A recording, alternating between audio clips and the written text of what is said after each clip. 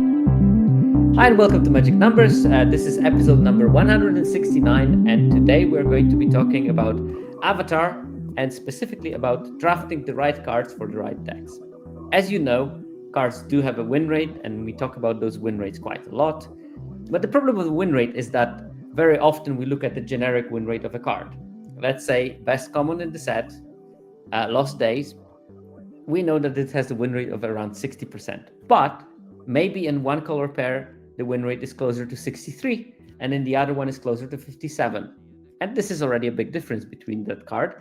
Looking at the generic win rate might not give us the full extent of where the card is at its best. So we're going to go through every single bloody card in the set, or at least everyone that has the win rate for a color pair. We won't go in absolute detail about some cards. We will focus on some that have interesting results, but you are going to get a good overview of what the format is about and how to make those maybe more niche archetypes work better. Because if we figure out which are the specifically good cards for those niche archetypes, the ones that maybe don't have the highest win rate, we will be able to maybe optimize how you build them in the future, because you're going to be focusing on these cards, the cards that have a proven track record in those. Before we go into that, I would like to thank patrons, because patrons make that podcast happen. And we have one new patron to report. Geus has become a new patron. Geus from the Discord, who was, I'm sad to say, totally bullied into becoming a patron by the other people in my Discord, in a positive way, of course. Literally we were chatting in the Discords and frolicking joyfully when he had the cheek of mentioning, or they had the cheek of mentioning, that they have some spare cash lying around, and someone in the chat blatantly wrote, it was not me, by the way, not me, wrote that, oh, maybe then you can become a patron of the podcast, and they just did it. See, bullying works in this particular situation. I'm very grateful for that, and Geus was already a treasured member of the community, especially active in trophy decks, section of the Discord. And if you think we just gave them the nudge they needed. Yes, that's exactly what happened.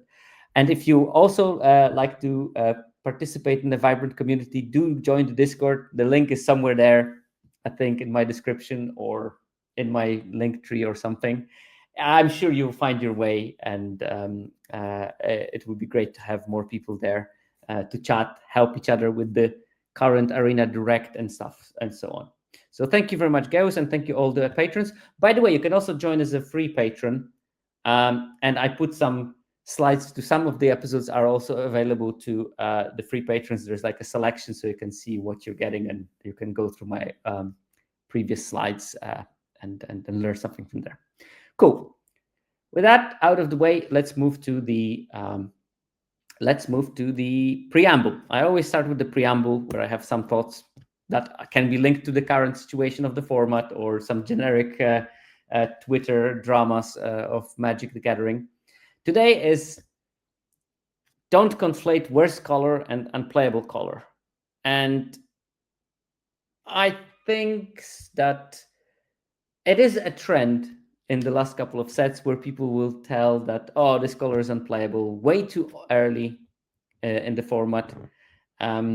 And I think that, oh yeah, Ajani over Black Lotus, good luck. And I think way too often those takes are just, okay, this color is the weakest, therefore it's unplayable. And I think that if you're having thoughts like that, it will actively damage your win rate in the set. In Avatar: The Last Airbender, black is quite clearly the weakest color of them all, particularly suffering at the common level. And we're going to see that in a second.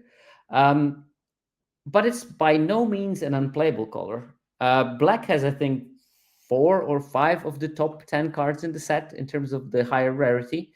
And because it's slightly underdrafted, you can get those things a bit later than you should be getting them. Also, some of the black color pairs are doing quite fine. Nothing wrong with them. I think white-black is a solid deck if you build it right. And we're going to also talk about how to build it right later today. So don't miss out on the tricks. Don't trap yourself in the mindset, oh, this is the worst color, therefore I don't want to play it. You should more think about it like, I don't want to start black unless I have a good reason to. And good reason are those amazing bombs that black has. Rise of Sozin, the Fire Nation drill. Uh, there is the Vulture. There is Ko. All those cards are absolutely great. And if you open them, you should pick them, and you should at least speculate on playing black. And if you open them late, you might want to pivot from your secondary mediocre color into black, because more often than not, black will be open. And even though it doesn't have a big collection of great commons, there are some solid ones in there. So you might find exactly the ones that are of interest to you. So yeah, this is my preamble for today. Do not trap yourself in the, oh, worst color in the set is unplayable kind of mindset, because I hear about it a lot, mainly because internet is very conducive to that kind of thinking, because if you make a hyperbolic statement on Twitter, it gets more likes than the one that is actually nuanced. You want to make absolute statements, and you want to make them bold and absolute and without any kind of doubt and discussion. That's how you get traction in social media. I never was subscribing to that kind of thing. I don't like it, but yeah, possibly that's why you're here. So here is the nuance. Another thing that is part of the preamble, but today we have Arena Direct, and I wanted to brag about my sweet deck that just went 7-0 and won me a box. And for those of you that are only listening, it's an incoherent mess of 4 colors that looks like it should probably crumble under its own weight, because we have a collection of cards like Ankh at the Crossroads, which is a banned card, with Toph, the first metal bender, which is a Naya card. There is a white 1-drop with 4 planes, and there is an Invasion Submersible plus Rebellious Captives and 2 copies of White Lotus Reinforcements. And on top of that, I have 2 Lightning Strikes and Iris Demonstration as in my removal suite in red, and a bunch of other cards. And when you heard about those, they don't really form a vision of a cohesive deck in your head. And this deck would never work without 2 copies of Barrels of Blasting Jelly, a card that did a lot of lifting in this deck, I have to say, because first line of the ability on the Barrels of Blasting Jelly is 1, add 1 mana of any color, activate only once each turn. And a lot of the games I just started with turn 1 Barrels of Blasting Jelly. They fixed me up to the level where I could sacrifice them and kill something. And one extra thing that they did was Toph, the first metal bender, has a key couple of words. First one is non-token artifacts you control are lands in additional to their other types, which means that my Barrels of Blasting Jelly will become a land when I have Toph. And then at the beginning of my end step, I waterbend 2, which means I can earthbend 2, which means I can earthbend on my Barrels of Blasting Jelly, makes them a land, makes them a 2/2 creature, and importantly, when it dies, it comes back to the battlefield. So I can put some counters on the barrels, sacrifice them to kill something, it comes back. Next turn, I can put more earthbending on the barrels and sacrifice them to kill something else. Furthermore, in this deck, also Invasion Submersible can be earthbent if I have Toph, and then when it dies, it comes back and bounces something, which is also a lot of fun. Not to mention that if I earthbend on it, it becomes a 5/5, which means that if it dies, it took something with it. Also, I have the Angst with Savior in this deck. Also, I do have a Great Divide Guide, which was another way that I could fix. And a lot of games where, every single time that you play a tournament like that, in order to go 7-0, you need to be quite a lot of luck. Quite lucky quite a lot, just to make sure that you never had those draws when you didn't draw your 3rd land. You never had those draws when you drew like 7 lands in a row. You never have those draws that you can't cast your spells. And I was fortunate enough not to suffer from those. This is pure luck. I built my deck as well as I could to accommodate for this eccentric 4 color mana base.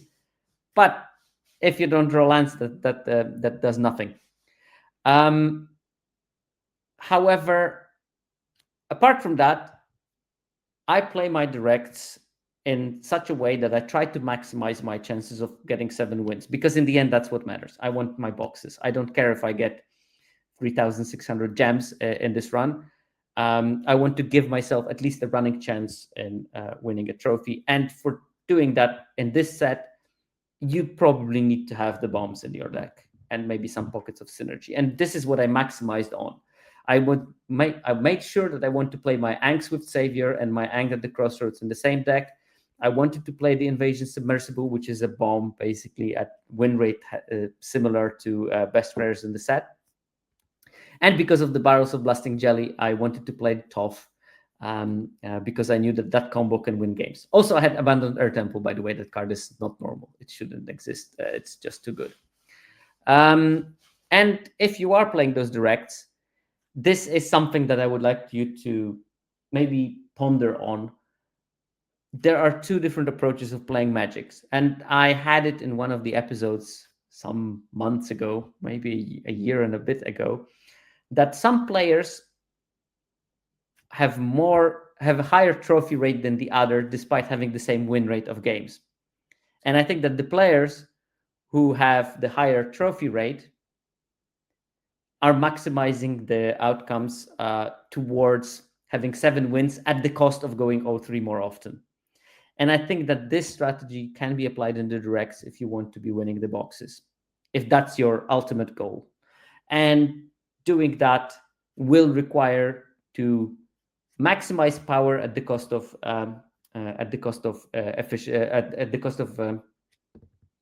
which word am I looking for? Maximizing power at the cost of when things perform okay every time, at the cost of variance. Man, consistency. Thank you, Armoric. Exactly the word I was looking at. Maximize power at the cost of consistency. And this is exactly what I did in this deck. I could have built maybe a more streamlined 3-color version.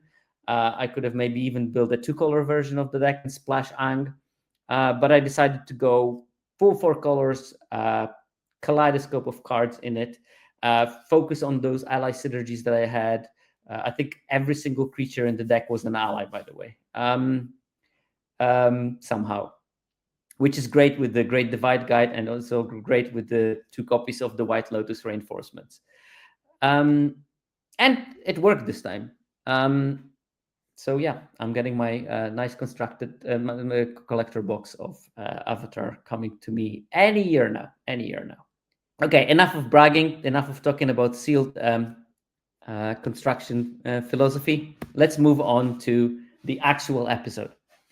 And first things first, let's look a bit about the metagame evolution. And apologies from last week, someone rightfully spotted it in the YouTube comments of the episode, that the metagame graph where I showed what percentage of the decks is playing 2 colors, monocolor, 3 colors, and so on, was wrong. I realized that when I was streaming, and you can maybe see my puzzled face when I look at the graph and realize that it in no world does it add to 100%. It's because I divided my numbers by the wrong number, and just a mix-up in the formula in the magnificent software of Excel. The ratios were good, though. It was just a different divider. I picked the wrong number of games, and it gave a wrong result. This is fixed now. And also, I'm showing you the evolution between week 1 and week 2. We don't see major changes. Around 5% of the decks are still monocolor. Around 15% of the decks are still more than 2 colors. And around 80% of the decks are 2-color or 2-color with splash. One thing that changed is that pure 2-color decks were 42%. Now they're around 41%. And 2 colors and splash moved up from 36 to 36.6%. But these are minor changes and don't seem anything important. I think that one key thing in this format is that 5% of the decks is monocolor, and that's quite a lot compared to the previous formats where we had like maybe 1% of the decks were mono.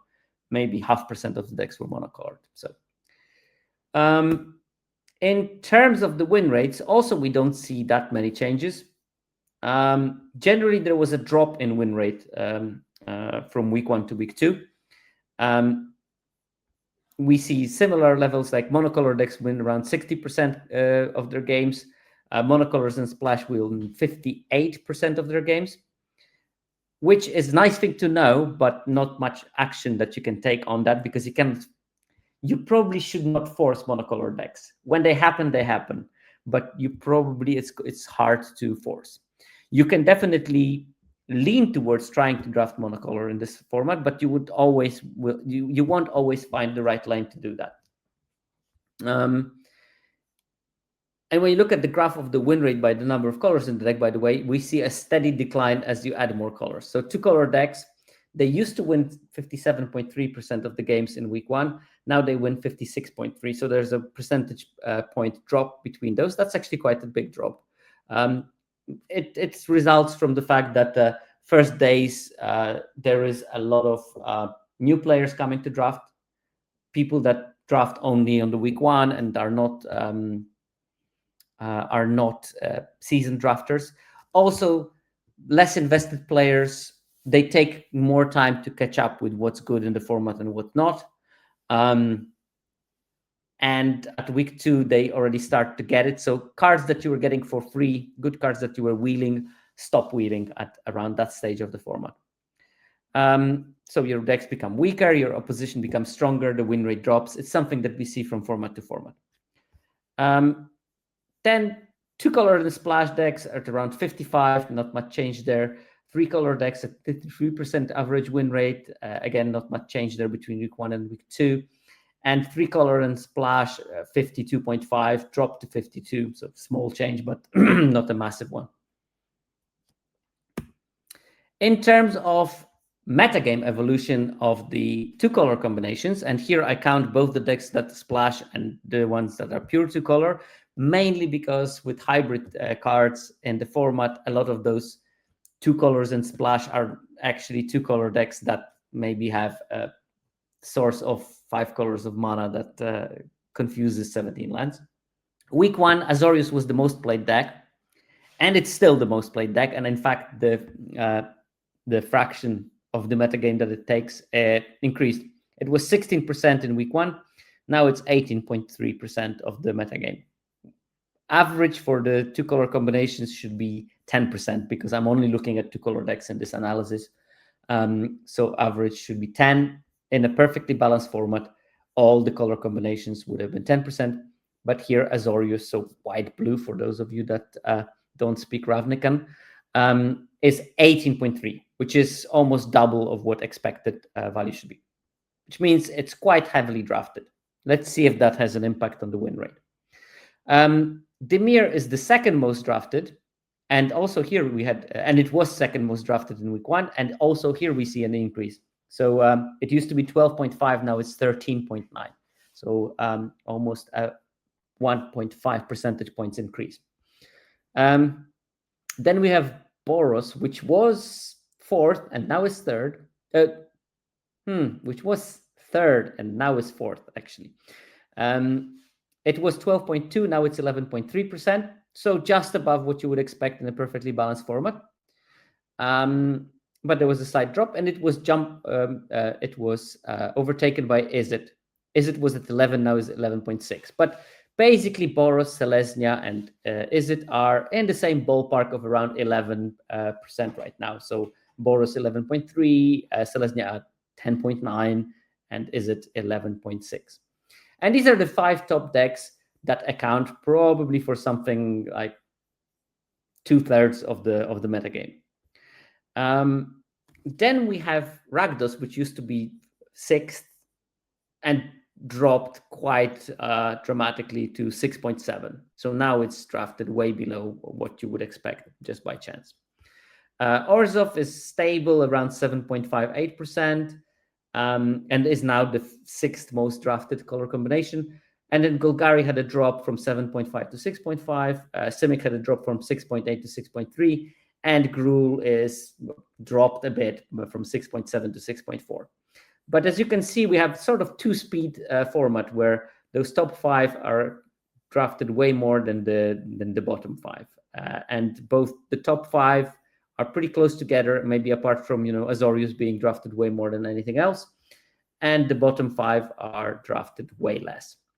Of worth noting, Simic and Gruul are drafted the least, but there is still quite a substantial amount of decks that are Timur, which are sort of between Simic and Gruul, and that means that if you add that to Simic and Gruul, they will be a bit higher. So really, the bottom outlier are Rakdos, Orzhov, and Golgari, 3 black decks. And Dimir is the only black deck that is actually popular and drafted quite highly. And also, as we will see in a second, the one that wins the most. Next graph will show the win rates, and I kept the same order as the order of popularity in week 1. So we can compare those graphs in between in our heads if you remember which ones were which. You will know that, if we're talking about the fifth archetype in the graph, it was also the 5th most drafted one in week 1. And here we see a picture of the decline in win rates. Almost every color pair dropped in its win rate. So Azorius started at 58. That was the most winning color pair, but it dropped to 57.1. Boros had a big drop from 57.7 and second place into 56, and now dropped to a 4th place. And I think that this is also typical for Boros in week 2. Boros decks are usually aggressive. Aggressive decks are easy to conceptualize. Because they are easy to conceptualize, you make better versions of Boros decks in week 1. And normally in week 2, they sort of drop down a bit because they were winning a lot in week 1. More people are drafting it. You get not the access to the best cards of it. And at the same time, people figure out how to build the more complicated decks.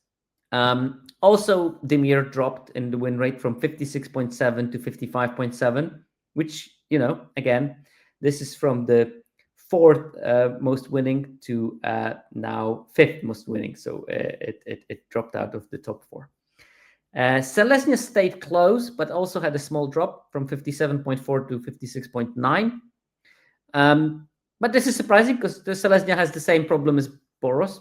But again, with those win rates, the plus minus of variance is quite large still, even with the sample sizes we're observing. So it could be easily that the drops are similar. We just caught the wrong side of the variance. And Izzet is the one that is bucking the trend. It actually increased from 56.2 to 56.6. Small increase, but that small increase moved it from 5th to 3rd place now in terms of the win rate. And basically, statistically on par with Selesnya. But what is important is that the top 4 or 5 most drafted decks are also the top 5 most winning decks. And gaps are between huge and very small, but there is a gap nonetheless. Rakdos, which was the 6th most drafted deck, but dropped down quite a lot in week 2, also dropped down in the win rate, which is bad news for Rakdos in general, because it means that not only it was bad in winning in the week 1, now when we know more about other decks, Rakdos and Rakdos became more open because fewer people are drafting it, it did not improve its win rate, which makes me sad, but it probably means that Rakdos is tricky to draft. And we're going to specifically look at maybe what cards are performing slightly better in Rakdos. But it dropped to 52.8. Both Orzhov and Golgari, they were at 55.5, and they dropped to around 55, so 0.5% drop, but they are still not too far from the Mir deck. So Orzhov and Golgari just 0.5 percentage points below what Dimir is doing. And then Simic dropped from 54.3 to 53.7, also not small, but medium size of a drop. And Gruul stayed roughly the same at 55, which means that it's in the same cluster as Orzhov and Golgari, just behind Dimir. So I would say it's Azorius and Selesnya, maybe with Izzet, then a small gap, Dimir and Boros, small gap, Orzhov, Golgarian, Gruul, and then Simic and Rakdos behind, with the caveat that Simic is not really a deck that you should be drafting. You should be drafting Simic with maybe a couple of other colors splashed in, and or maybe 3-color teamwork kind of lessons build. Cool. So this is the metagame overview. And it's important to know because we want to know which combinations are where. I'm going to be having the numbers, the win rate numbers for each color combination in the upcoming graphs, because we're going to be looking at how cards perform in each of those color pairs.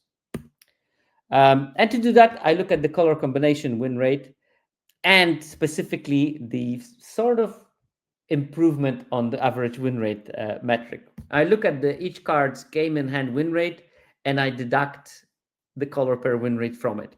It's not a perfect metric by any chance, but it gives you the good overview whether this card is improving how the deck is functioning or maybe decreasing the deck's performance on average when we look at that.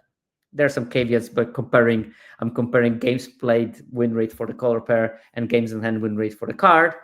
But I think it's still important because that tells us game in hand win rate tells us more about the card, and that's what I want to know, how the card improves and not how the neighborhood of other cards does it. And rule of thumb is that if the number is high, the card is improving the decks. If the number is low, negative even, that makes decks worse. To give you better overview is that if it's over 3 percentage points, the card is great for the specific archetype. If it's between 1 and 3, it's a very good card still. If it's between 0 and 1%, it's a solid playable card for this archetype. And if it's between -1 and 0, it's filler plus. It's better than a filler card. And then below -1, those cards will be filled to rubbish. Why is that the case? Well, if you think about it, if you have a deck of 23 cards, 0 will be the 12th best card of your deck in terms of the average win rate. So if a card is between -1 and 0, it's still in this like upper 3/4 of the cards in your deck. Well, filler, I would say that's the bottom 25%, which means that filler, you will have some cards that are like +7, +8. These are your bombs in the deck. Which means that the -1 card is still quite fine because it means that if your worst card in your deck is this -1 and best cards in your deck are +3, +4, +7, your deck on average, if you sum it up, will be +2 or something. You can't have all the cards that are above average, or you can, but it will not happen very often, which means that -1 in this metric is still a decent number. Keep in mind, this is for an average deck in the data set. And this is one big trap that people fall when interpreting 17 lens data. 17 lens data is a generic data set, which means that if you're looking at green-white win rates, these are heavily dominated probably by the green-white aggro allies kind of decks. And if there is a niche green-white deck that maybe has a very different win rate for each card, you can't really find it in that data because the noise from the ally decks is going to cover what is happening in those niche build-arounds. To analyze niche build-arounds, you need to go deeper into the data and you need to find specific deck lists, cluster them, find a cluster that is separate from the canonical allies build, and only then you can find out which cards are good in that. It's not possible at this stage of the format because we don't have the public data sets open to us yet. By the way, Rosemary T, thank you so much for the raid. Rosemary T is someone that definitely deserves a follow on Twitch to watch them stream because it's one of the most thoughtful drafters that I'm have a pleasure of watching the gameplay of. And also friend of the show, of course. Cool. So this is one caveat. This is for an average deck. If you have some kind of special build that you're forcing and it works for you, do that because probably you're right.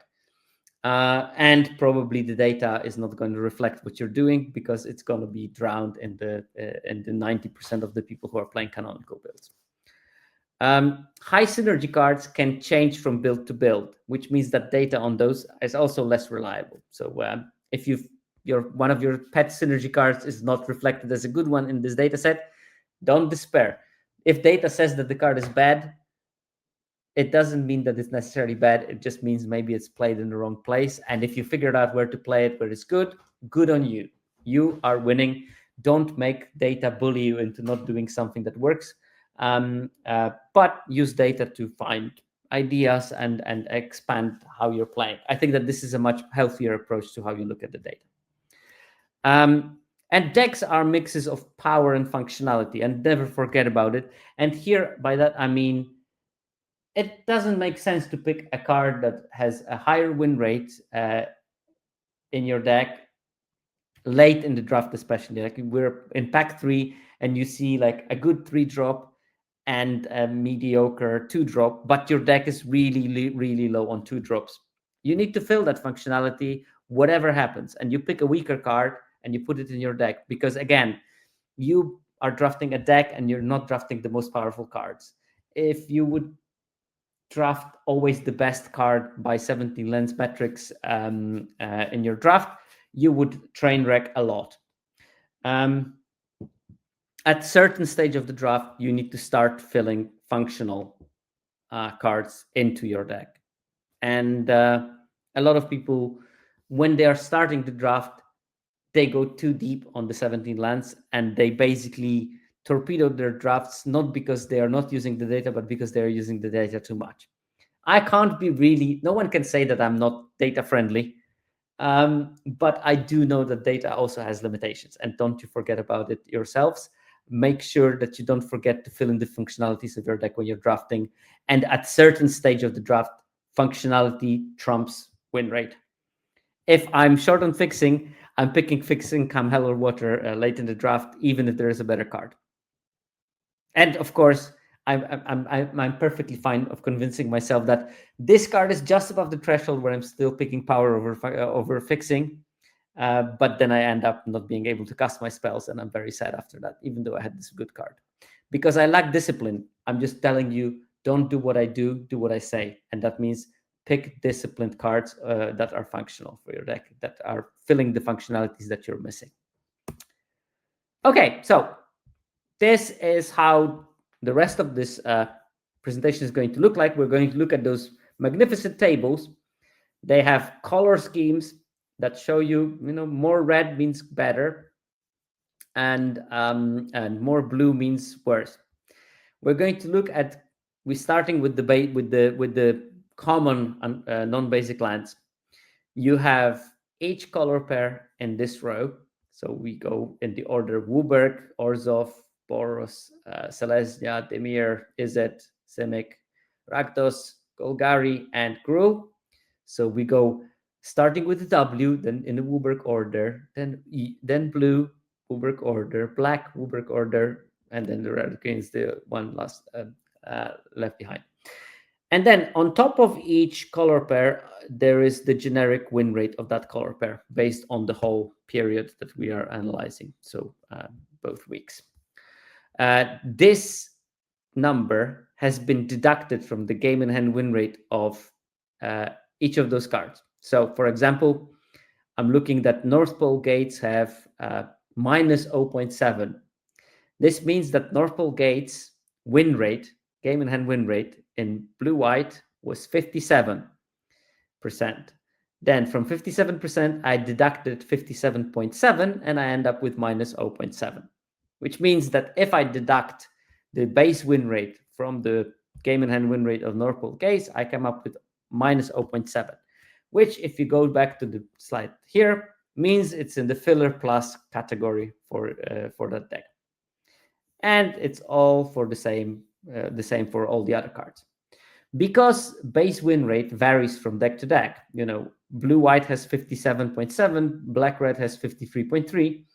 Obviously, it's going to be harder to exceed the average base win rate for blue-white than it is for black-red, which means that in some of the slides you'll see, oh, lots of black-red cards are doing very well. They have high numbers. Well, the high numbers are there because the baseline is so bad. And sometimes you will see, oh, the blue-white cards are not doing so great. Well, it's hard to exceed the baseline of blue-white because it's a high-winning color pair. In each of the tables, the cards are sorted by average of the values in the table. So Omashu City has the highest average of all those non-basic lands. That doesn't mean it's the best one. Sometimes, the average is going to be determined by one archetype. But I needed to come up with some kind of order, and I picked this one. It doesn't mean that Omashu City, the red-green dual land, is the best dual land, but in some cases it will mean that, especially with colored cards, it will mean that maybe the top common is on top. And Omashu City is doing fine in blue-red, blue-green, and black-green. This shows me that these are the colors that are going to be much more happy to splash. By the way, if the table is gray, that means that there's not enough data for that card to get to the game and hand win rate. So, for example, white-red does not play enough Omashu City to get a win rate, which means that probably white-red does not splash that much, while black-green or red-green, blue-green, blue-red, they will be splashing much more. Also, keep in mind that the win rate for the card, North Pole Gates, for example, it's a win rate of North Pole Gates only in blue-white decks. I don't take the generic win rate for blue-white and deduct it. I took the win rate for each color combination and deducted it. I only want to look at the games where that card was played in that particular color pair, which is important, I think, to know. And most of the time, those dual lands are just fine serviceable cards. I picked them sort of, I'm hoping to pick them pick 5, pick 7. And even then, I don't want to have good card for my deck to pick them, especially if I'm in white colors. Once I go to drafting blue-red, blue-green, I'm prioritizing them higher because I got additional bonuses I'm more likely to play 3-color if I'm in one of the Timur color pairs.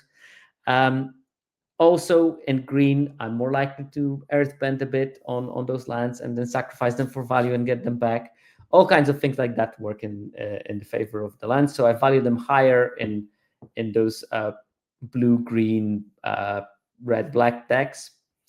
I'm valuing them less in white decks. And there are 10 of those common dual lands, and all of them are doing similarly fine. Those numbers are within variance from each other.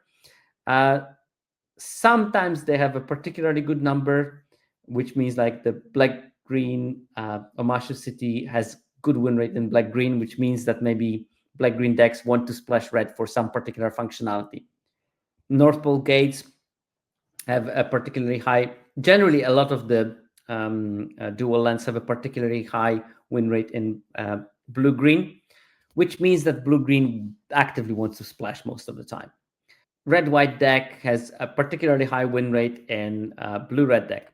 And I don't know exactly if that's the cause for that, but there is Sokka who can be pretty good in blue-red decks, and you want to splash it, and maybe Sunbliss Peak is sort of filling up that gap. But of course, we can never say. Importantly, there is one land on that list, notably Rumble Arena. Oh yeah, and the blue-white Katara. Thank you, Rosemary. Blue-white Katara also would be a great splash in the blue-red decks. Rumble Arena is the only common land at the common rarity, really, because these are commons but not commons. They are closer to an uncommon in terms of how frequently they are in the packs. But Rumble Arena is the only common land that you will find in the normal slot in the pack. And the card is solid, except for black-red, where it just doesn't perform at all. It's got -3. It's around 0 in all the white decks, and it's above 0 in all the non-white decks apart from the black-red. It's particularly good in blue-green and black-green, this and a red green. I think that these are the decks that are most conducive to splashing, and it's still serviceable in the white decks. I think that how you can determine it is that it gets bonuses when you play green because Earthbending is making it much better because this land has Vigilance. So all the green color combination are having it slightly higher. It gets better in the blue, black and blue red because that's, again, you want to be splashing more actively in those decks. And white decks that want to be more streamlined and want also have cast 1-drops and 2-drops are less happy to play Rumble Arena. They want to play things on curve. They don't want to 1-turn delay. They don't want to splash too much. But the card is still perfectly serviceable in those decks. It's like replacement level card, which is quite good for a land, honestly. So I would like to draw your attention to Rumble Arena as being a solid card altogether, apart from black-red. But on the other hand, I don't probably want you to be playing black-red. Avoid it unless you have really, really good reasons to play it. Cool. Then we have colorless cards. And here I have common and uncommon ones. And here I think the order of the cards is more important. And the best performing colorless card at the below rare is Fire Nation Warship. And this card is doing particularly well in white-black, in blue-black, and in black-red. I don't know why, and black color combinations specifically, but I can imagine in blue-black because it will make a clue, and it's also a very good solid blocker. In white-black because you have small creatures, and this allows you to have something bigger to push the damage through. That also dies into this clue that is useful and can be sacrificed for your synergies. And in black-red because probably the baseline of the black-red is relatively low. So that's it. But it also does have solid numbers in red-green at 0.7, which makes it sort of, and in white-red at 0.3. It has slightly weaker numbers in blue-white and blue-red, and no data from white-green, blue-green, and black-green. I do think that it probably is actually good in black-green, but we just don't have enough reps for that.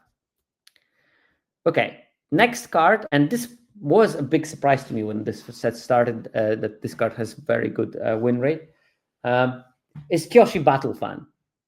And again, it's pretty solid in most decks, slightly below par in white-red, and slightly below par in red-green, because red-green, I don't think it wants to be going wide with Kyoshi Battle Fan, and then adding small amounts of damage by equipping your creature with it. It wants to play big creatures, and they should be big without equipping them to give them +1/+0.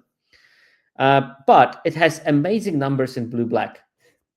Something that it's really hard for me to explain, but I guess that a 2-mana 2/1 that will trade with their 2-drop, that later can equip one of your flyers for this chip damage and speed up the clock by a turn or so, is exactly what the deck seems to be wanting. Plus, because it has blue, blue-black might have some water bending, where Kyoshi Battle Fan can be sort of a mana rock at some stage.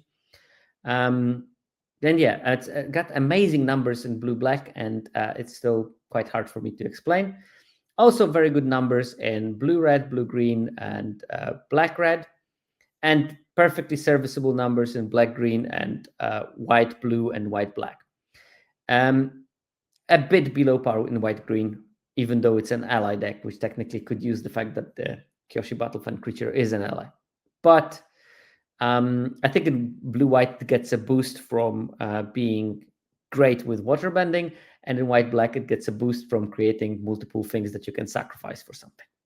Then we have Aang's Journey, a card that I also thought will be horrendous in the format, and it's not like amazing or anything, but in 4 archetypes it has solid numbers, and that is blue-black, blue-red, blue-green, and black-red. Blue-green specifically, it's 1.7 on the plus, which makes it into the good card category, or even, yeah, let's say good card. And it's solid in blue-black and black-red, and serviceable in blue-red. It's got pretty bad numbers in red-green. I think red-green, if it wanted a 2-mana spell that gets a land, it would use the the lesson that ramps you, the rampant growth lesson. Black-green, also probably the same situation. You have a good green card that does this thing, but better. And it does pretty badly in general white decks. It's probably white decks wants to be streamlined. They don't want to be splashing. They want to be proactive. Okay, next card we have this Bender's Water Skin, the 3-mana mana rock that untaps during each other player's untap step. So technically, if you have instant speed interaction, you can use it twice. And I think it only is sort of serviceable in blue-red decks. I'm pretty sure that there is a version of blue-red decks that has a lot of stuff that being done at instant speed, where this is actively a 2-mana a turn kind of card. And not enough data in other color combinations, except for white-blue where it's poor, blue-black where it's poor, and blue-green where it's poor. So blue-red is the only one where it actually has a decent number, and one starts thinking whether it is variance or is the card actively good, but it's at least worth thinking about it and maybe trying it out. Next card is the card that we talked about it already today from my direct run, Barrels of Blasting Jelly. And here we have a very clear trend. Barrels of Blasting Jelly, good in blue decks, blue-black, blue-red, blue-green. Very bad in white decks, where it's -4% in all the white decks across the board. So I think that this is, unless you have a special build of white deck, don't play it in your white decks, Barrels of Blasting Jelly. If you're playing white decks, you should have better removal and should have access to it. If you don't have access to removal that's better than Barrels of Blasting Jelly in your white decks, probably you're doing something wrong. And in black and green decks, in the Jund decks, the numbers are sort of mid. It's looking fine in red-green. Maybe because red-green is where you can get the Nayatov quite at its easiest. But importantly, in blue-black, it has 1.5 plus, which is a solid card. And in blue-green, it has also 1.5 plus, which is also solid. And I think both of those decks are quite happy to using it as a splashing sort tool and removal after that.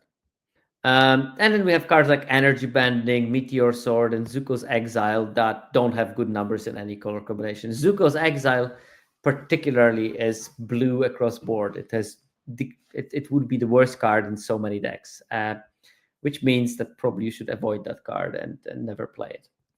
And lastly, we have, it's weird, but there's not a single rare artifact in this set. So the only rare cards I managed to get were the lands, and there was the mythic, but the mythic had too small sample sizes to do anything. The planetarium, that's the only artifact above uncommon in this set. But we do have the lands, the ones that enter tapped unless you control a basic, and a lot of them are very strong, like very strong. Abandoned Air Temple, particularly worse offender. It has +5 to +6% win rate change in all the white archetypes.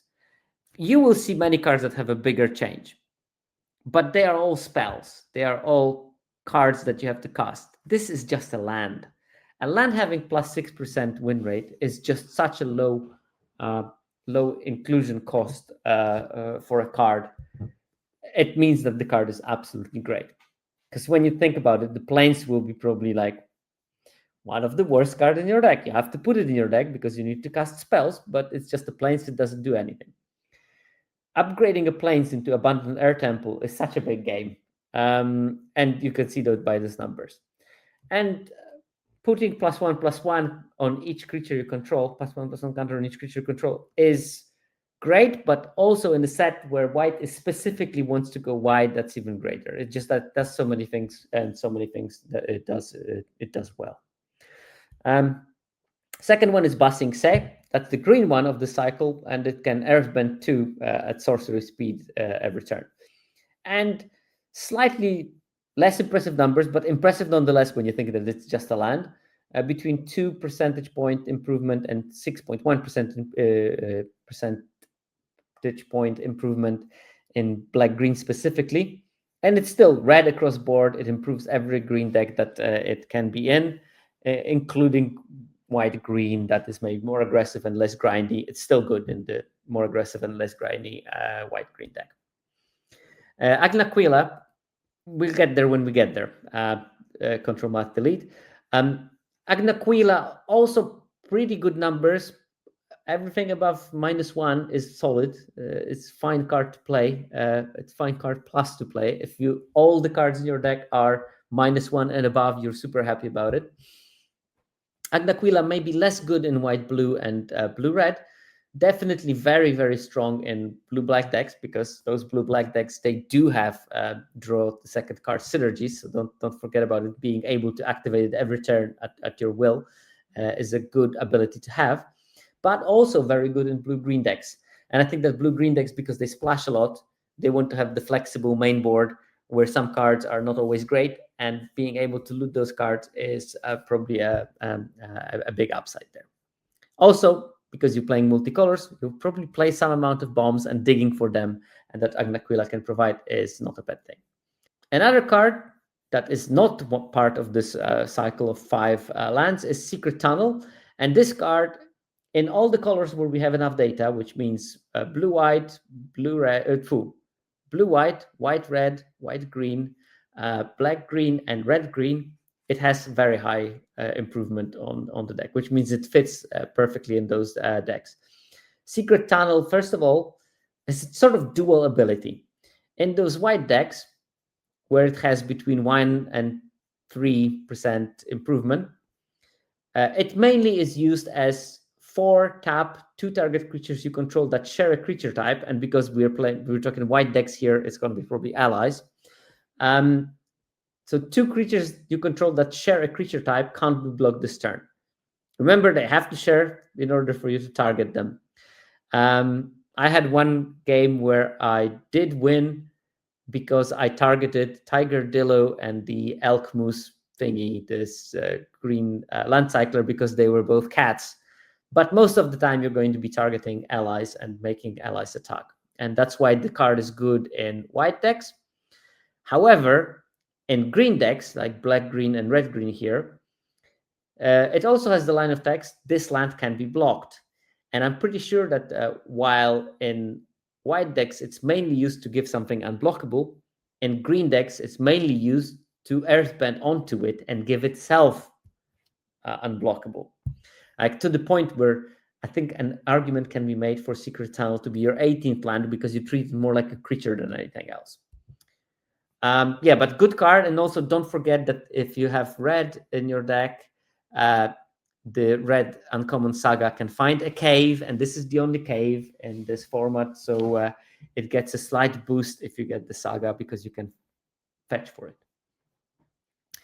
Realm of Code, that's the black one that can tap for 4 mana and make a 1/1 colored spirit creature token with Sword of Shadow, where it can't block or cannot be blocked by non-spirit creatures. Now, there are some spirits in the set, so careful about attacking into your opponent without checking the types, but generally those creatures are unblockable, sort of. So a weird card, because it's not good for control deck, because the 1/1s cannot block. But it's a good one if you are in a deck that can create reliable board stalls, and then you can just finish the game with the 1/1s, and has pretty solid numbers, like +5 in white black, because the 1/1s are excellent sacrifice fodder, by the way.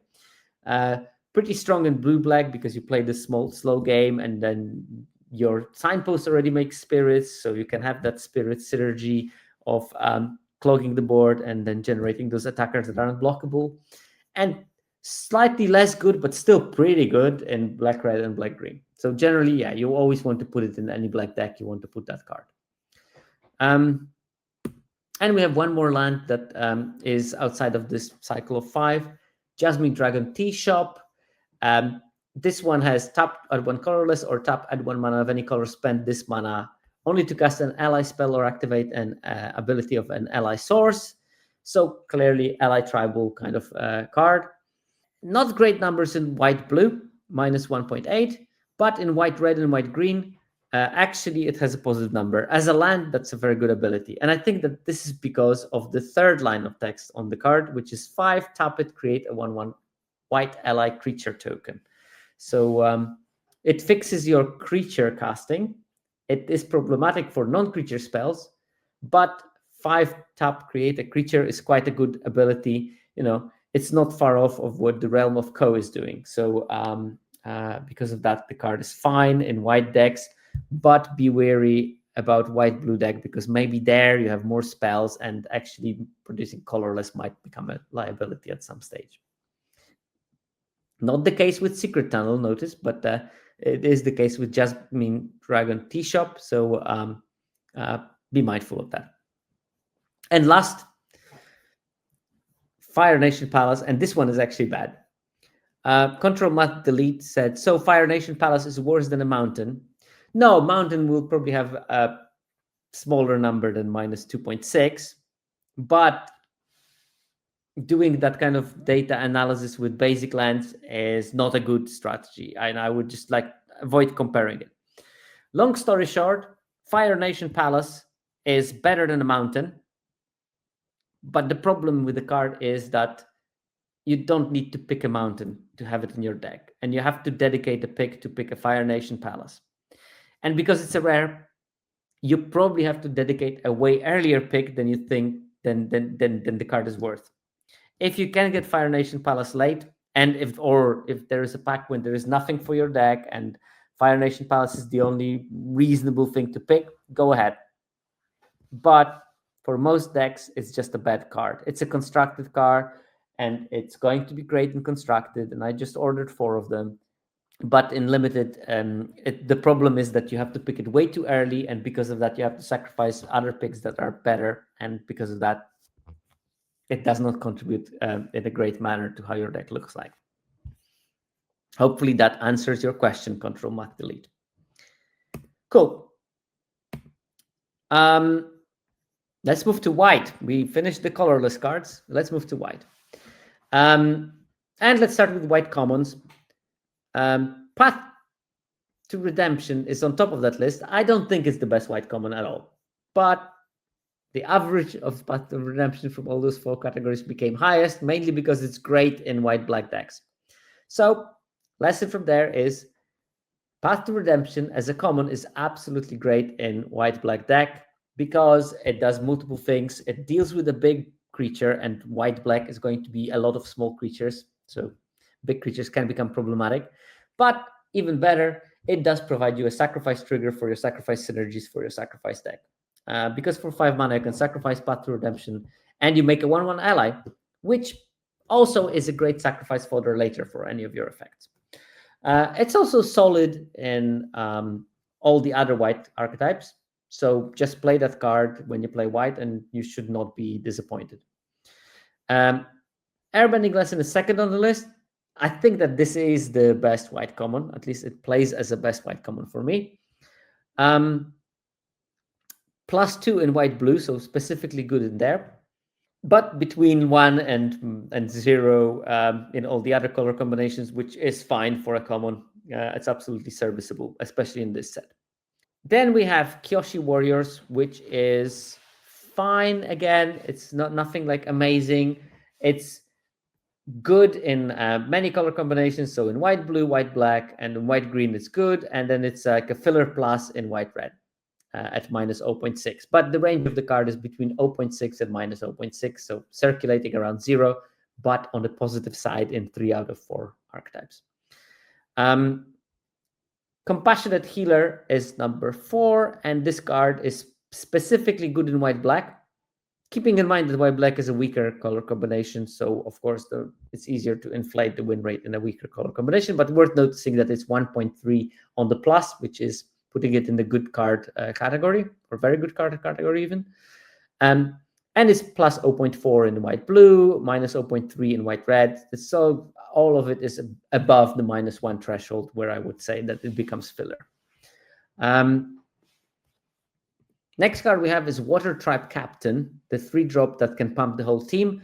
And this card is specifically very, very good in white-black decks. White-black decks love Water Tribe Captain. It's +3 there, +3.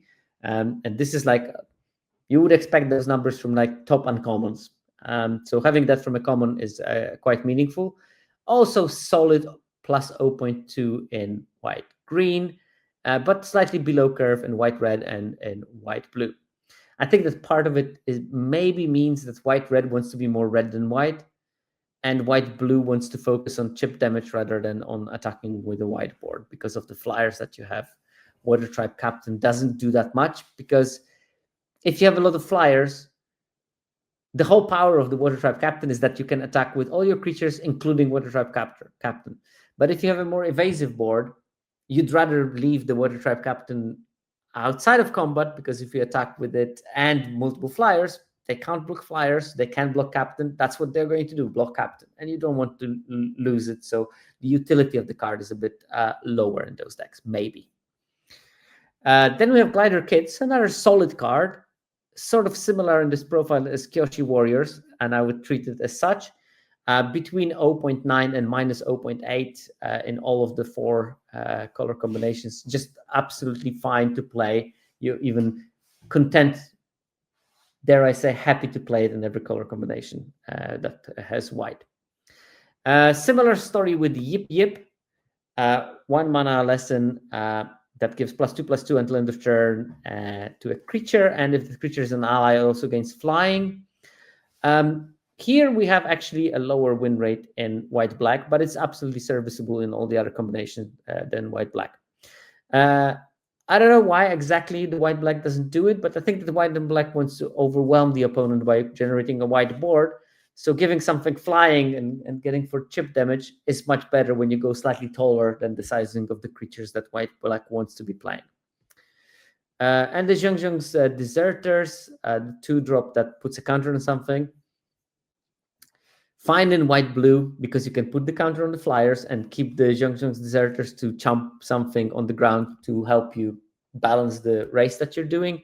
And fine in white-black, because it's another body that can maybe make something get a good attack. Or maybe you can put it on June, which can get unblockable or something like that. But it has slightly lower improvement on the win in white, red, and white, green. And it's exactly the mirror situation with Razor Rings. They are also good in white, blue, and white, black. Part of it is because you're not dealing particularly well with the bigger blockers in white, black, and white, blue can attack in disguise. And then the ground creatures, you can snipe one and win the race through that. Because that's the eternal problem. If you're playing flyers cost more mana for the same amount of power and toughness than ground creatures, because flying costs a bit. Flying costs around 1 mana on a creature.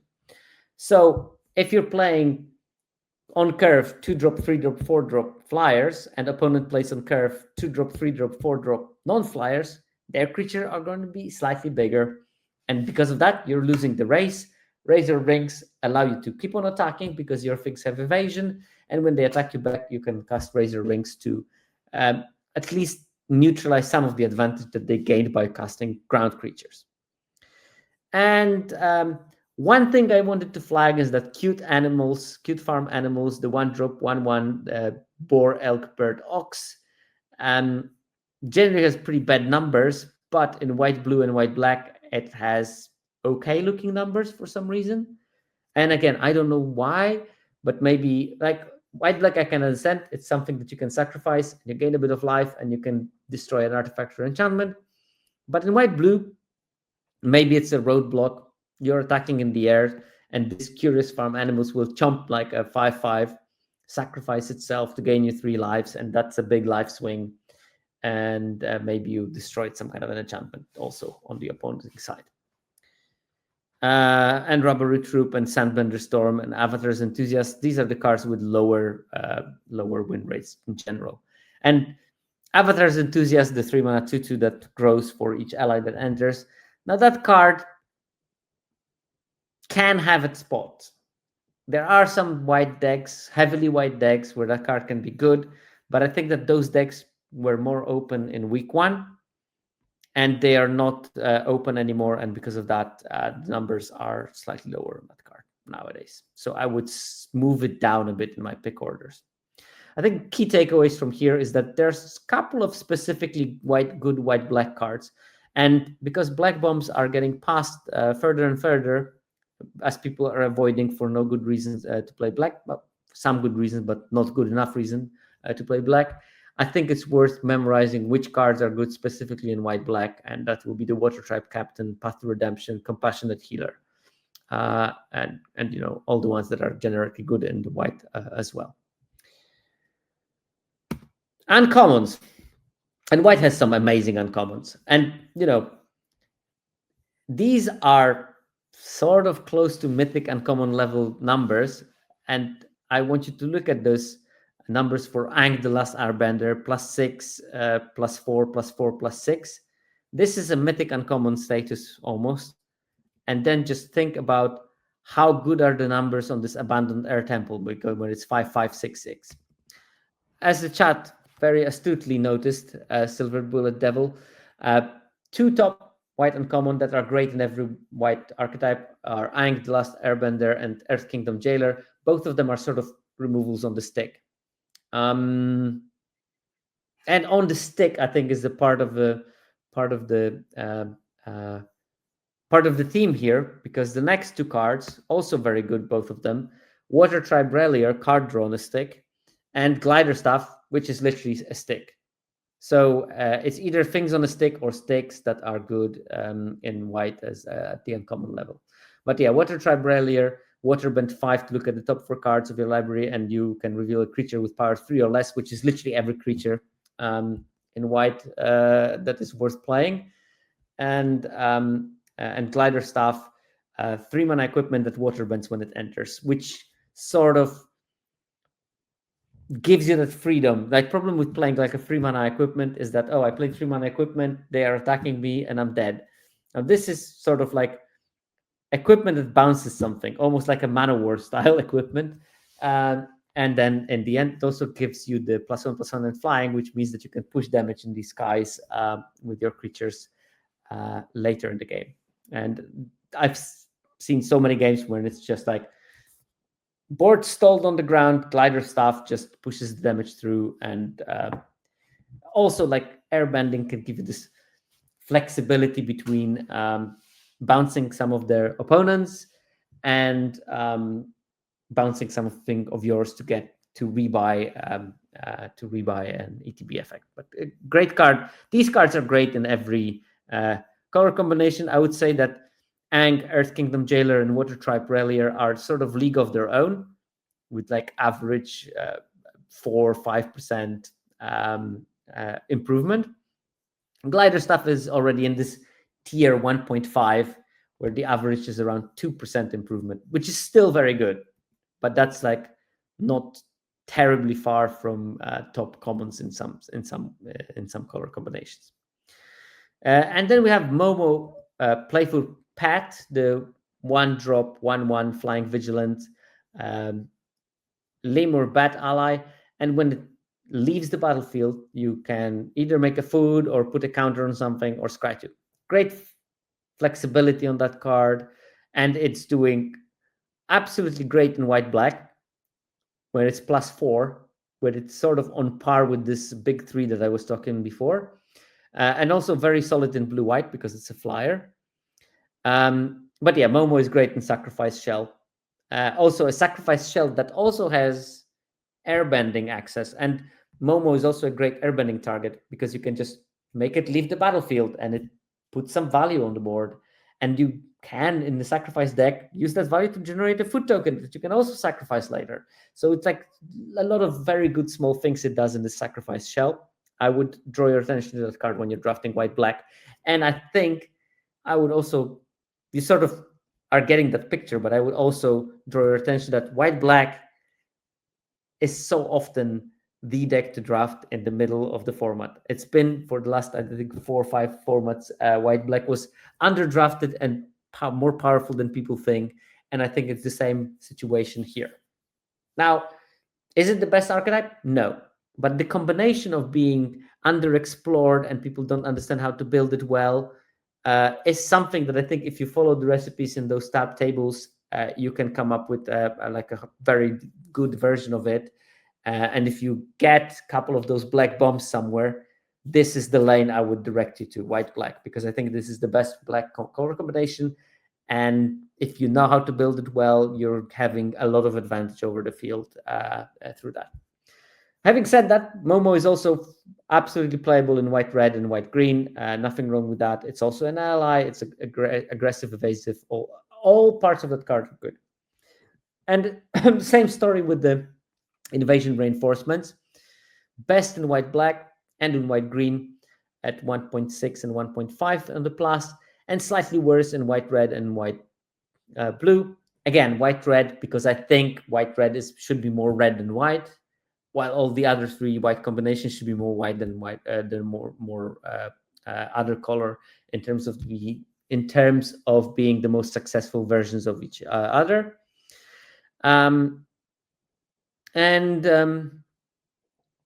Yeah, Invasion Reinforcement still absolutely solid card. And then there's a sort of bit of a curveball, Earth Kingdom Protectors. I think this card is great. I love it.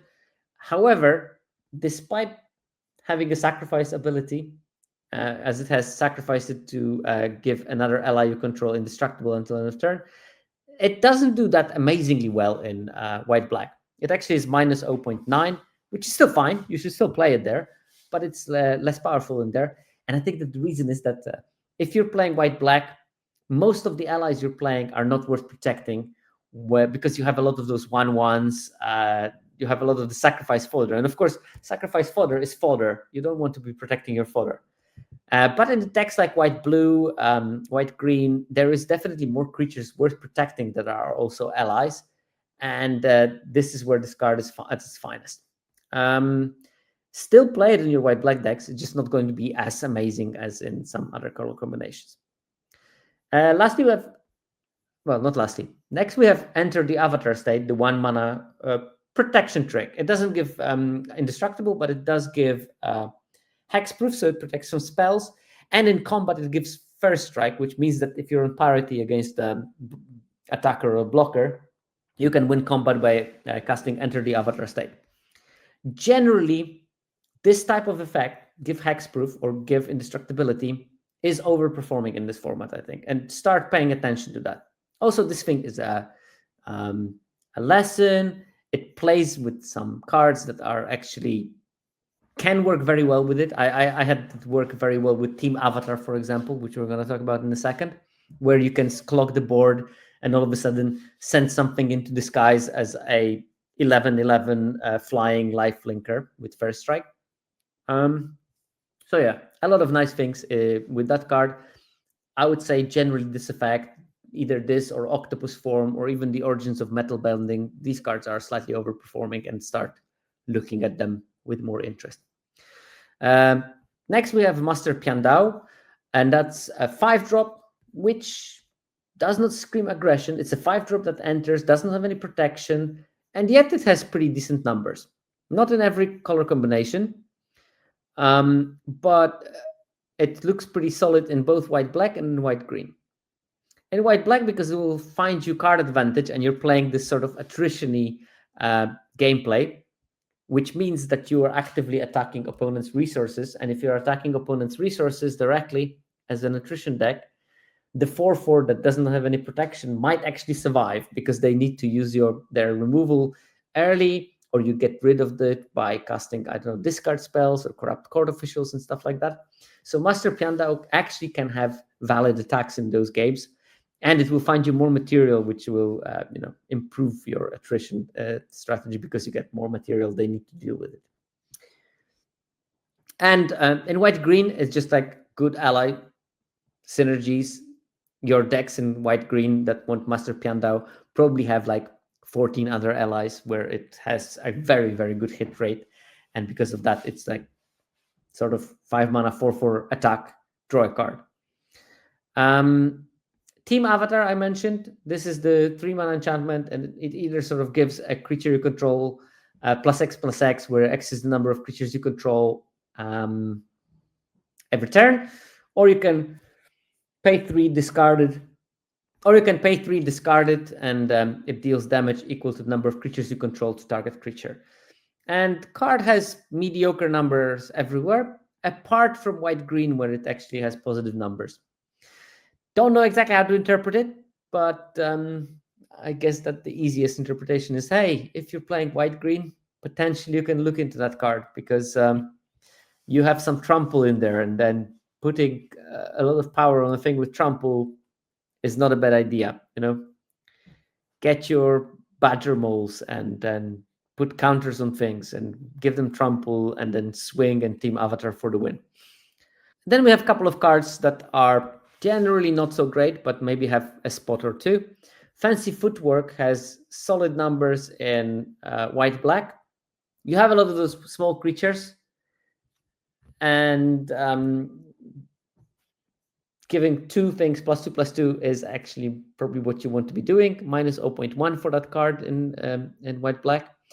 And it's got minus 0.8 in white-green, which is, again, serviceable, playable. Gather the White Lotus. The card is great if you're playing mono white. Every other non-plains card you put in your deck makes it weaker. So of course, those cards will not have such an amazing win rate in two-color decks. You can rest assured that probably those two-color decks are heavily skewed towards white. But actually, Gather the White Lotus had decent numbers in white-green at 0.3. So if you drafted this Gather the White Lotus because you got it late, but you can't just make it on playables to play a monocolored deck, it looks like white-green is your best potential home for that card.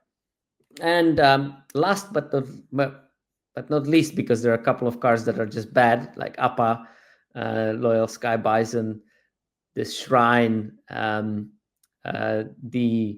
Vengeful Villagers, and Destined Confrontation. These cards are just plain bad, and they are doing badly in every single combination. Airbender Reversal, the 2 mana, choose one, destroy target creature, and or airbend target creature you control. That one has actually an acceptable minus 0.9 in blue-white, but bad numbers everywhere else. So I guess Alexa wants to be a participant in that stream, but whatever.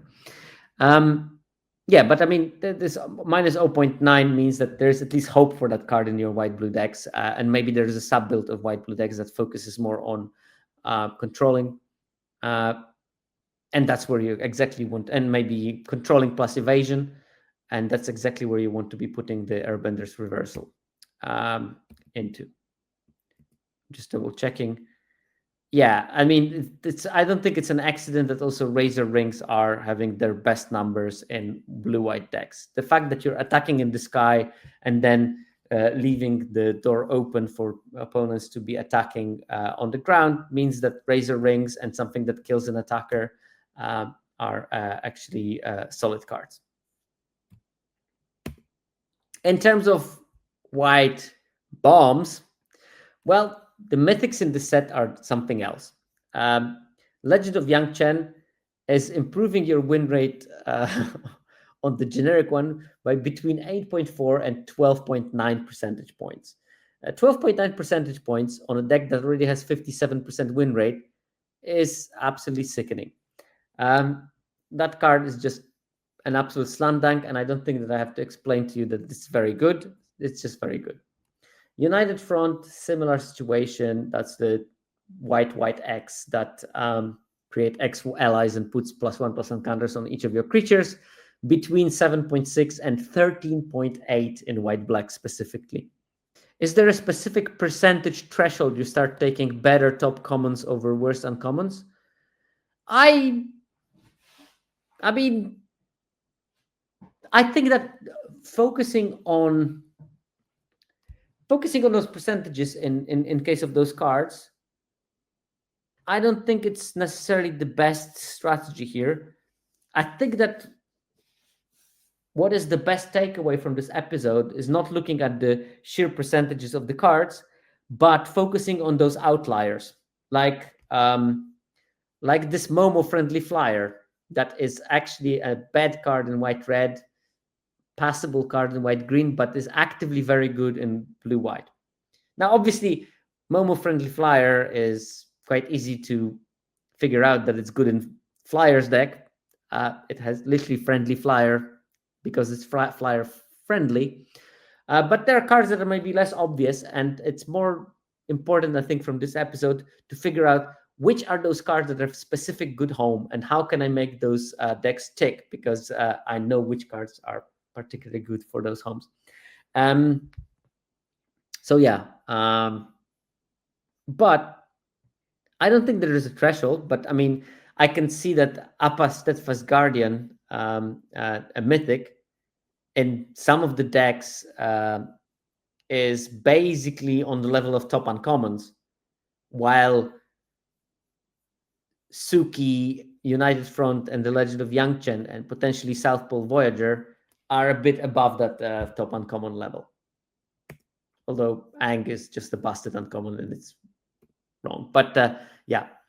And when it comes to uncommons, I would say, like, yeah, Earth Kingdom Protectors are probably at the level of the top white commons, but Enter the Avatar State, that's already in discussion. And then I will start looking at functionalities. What do I have in my deck and stuff like that. It's not only the numbers, it's also what my deck has in it already and that kind of stuff. Cool.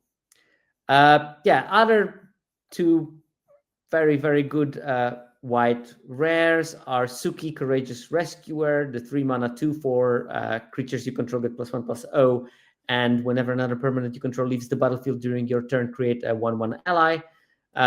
Great in old decks, slightly better in non-blue-white decks, where it's around 7-6 percentage points. And South Pole Voyager, this one is sort of between 4 and 5% in every single white deck. Just play this card, it's great. It's a fantastic 4-turn play when you have this into another 2-drop and draw a card and gain 2 life. Just make sure you order them correctly. I definitely did not order them correctly once before. But yeah, all those 4 cards, the Legend of Yangchen, United Front, Suki, and South Pole Voyager are great. Just pick them high. They're better than most uncommons in the set. Appa the Steadfast Guardian, that's already not so clear-cut. Now, keep in mind, this is a mythic, so the swingy numbers can be related to smaller sample sizes. But Appa has good numbers in white-blue, white-black, and white-green, and slightly lower win rate at -0.1 in white-red. -0.1 is still perfectly serviceable, but again, it reinforces that idea in my head that white-red wants to be more red than white, while all the other white decks want to be more white than the opposing color. We see that time and time again, and you can ignore it once, but you should not probably ignore it like when it happens 4 times. Then we have Ang's Iceberg, which has absolutely good numbers everywhere, but it's not like amazing. It's between 0.3 and 1.6 between different color pairs. It's even enough that I will say it doesn't have like a worse deck and a better deck. Just pick them into all of your white decks. But I think here we have a bit of a suffering that you need to pick Ang's Iceberg super early, while the card is probably at the pick 3 power level, and that's why we see maybe that it behaves a bit less awesome that you would maybe think about it. And then we have 2 cards that are much better in blue-white than in any other white color combination. First, we have Hakoda, Selfless Commander. This is a 4-mana 3/5 Vigilance, and you may look at the top card of your library at any time and cast allies from top of your library. Also, you can sacrifice it to give your creatures you control +0/+5 and indestructible until end of turn. 2.6 at blue-white, and then around 0 in all the other color combinations, which means it's fine in every color combination, but specifically in white-blue, much better. I think that it's such a good roadblock against decks that try to attack you on the ground while you're chipping in with the flyers, and often it will just draw you a card because you see an ally on top, because there's plenty of allies in white and blue.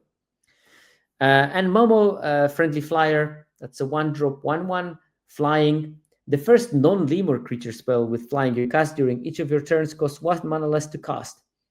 And I have no idea when there is this non-lemur specification, other than, I don't know, maybe there's some changelings with flying that are particularly busted in Lorwyn upcoming, and they put the non-lemur clause to avoid having a turn 1 Momo into turn 2 3-drop that is absolutely busted.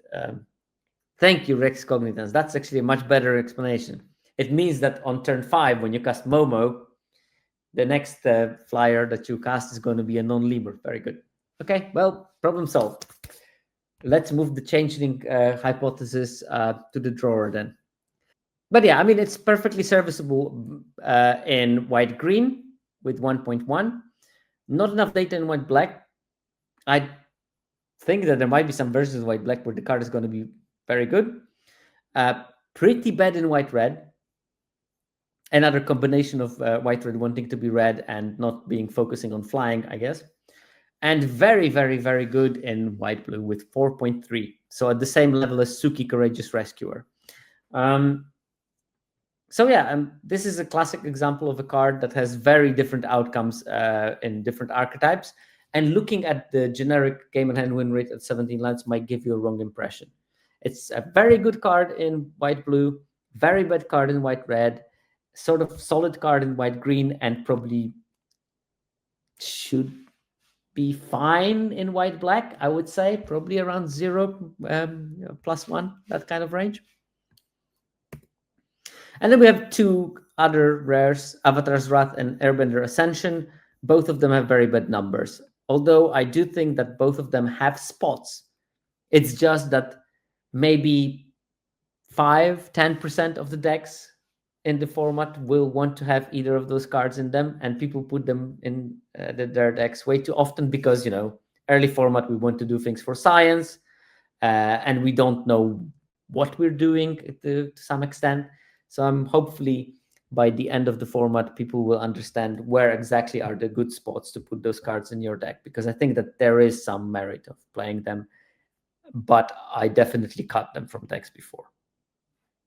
Okay, let's move to the blue commons. And here we can see that top common in the format actually is Lost Days, the 5 mana, put things on second from the top or at the bottom of the library and make a clue.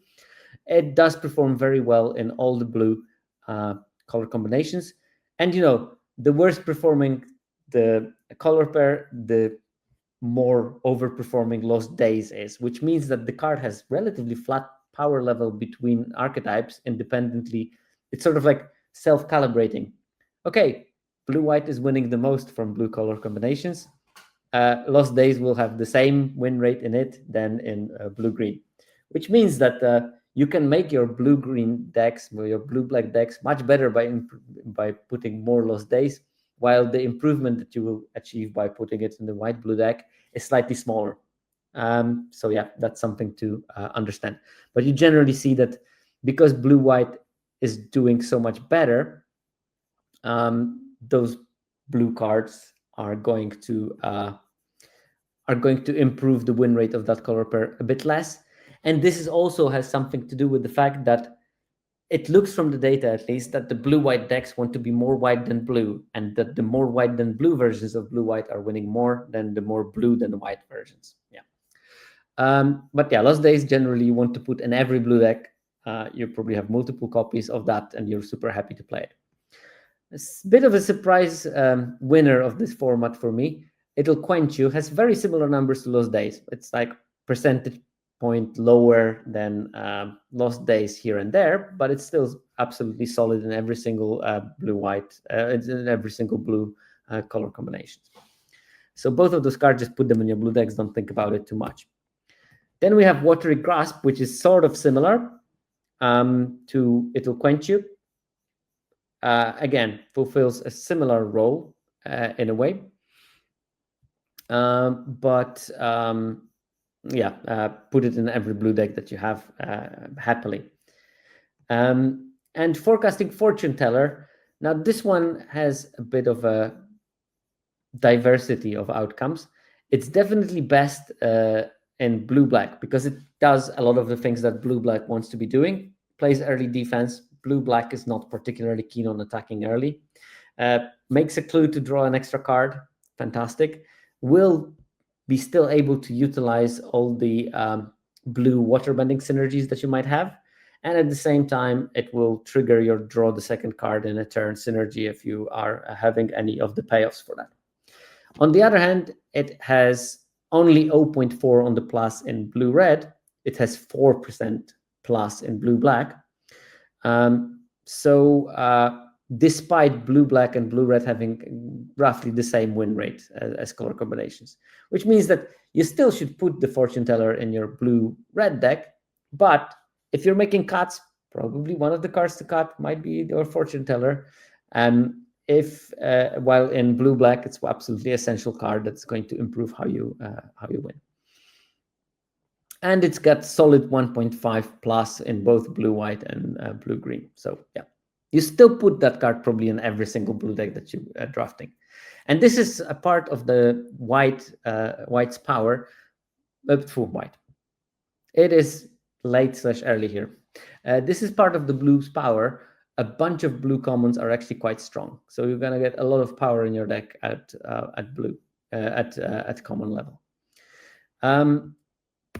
After that, we have octopus form, and I already said when we had entered the avatar state in white that those tricks that protect your creatures are pretty good in this format in general, and octopus form is one of those.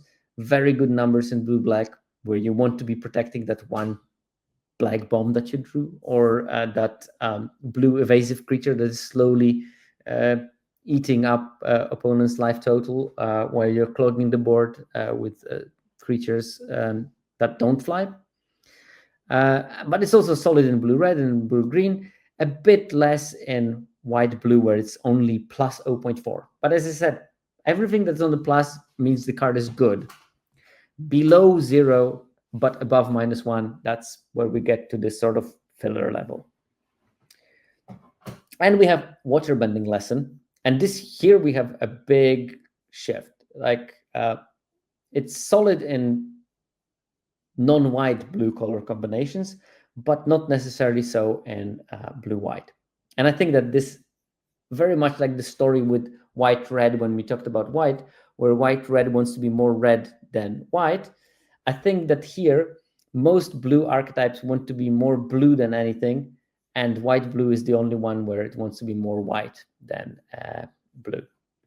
Because waterbending lesson has -1.6 in white-blue and around +1, +1.5 in other color combinations. So big delta between those, like 3 percentage points. Then we move to First Time Flyer. That card is like solid in every single blue archetype. Weirdly, -0.2 in white-blue, where it's at its worst.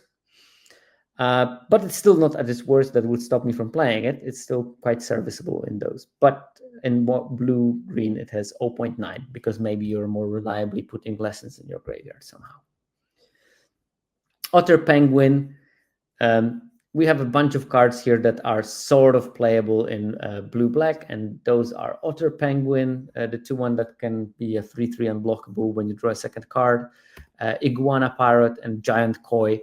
These are your sort of like finishers in blue-black decks, and I don't think that you need all 3 of them in your deck, but having one of them in your deck won't harm. They are at roughly -0.5, -1 level, which is still acceptable.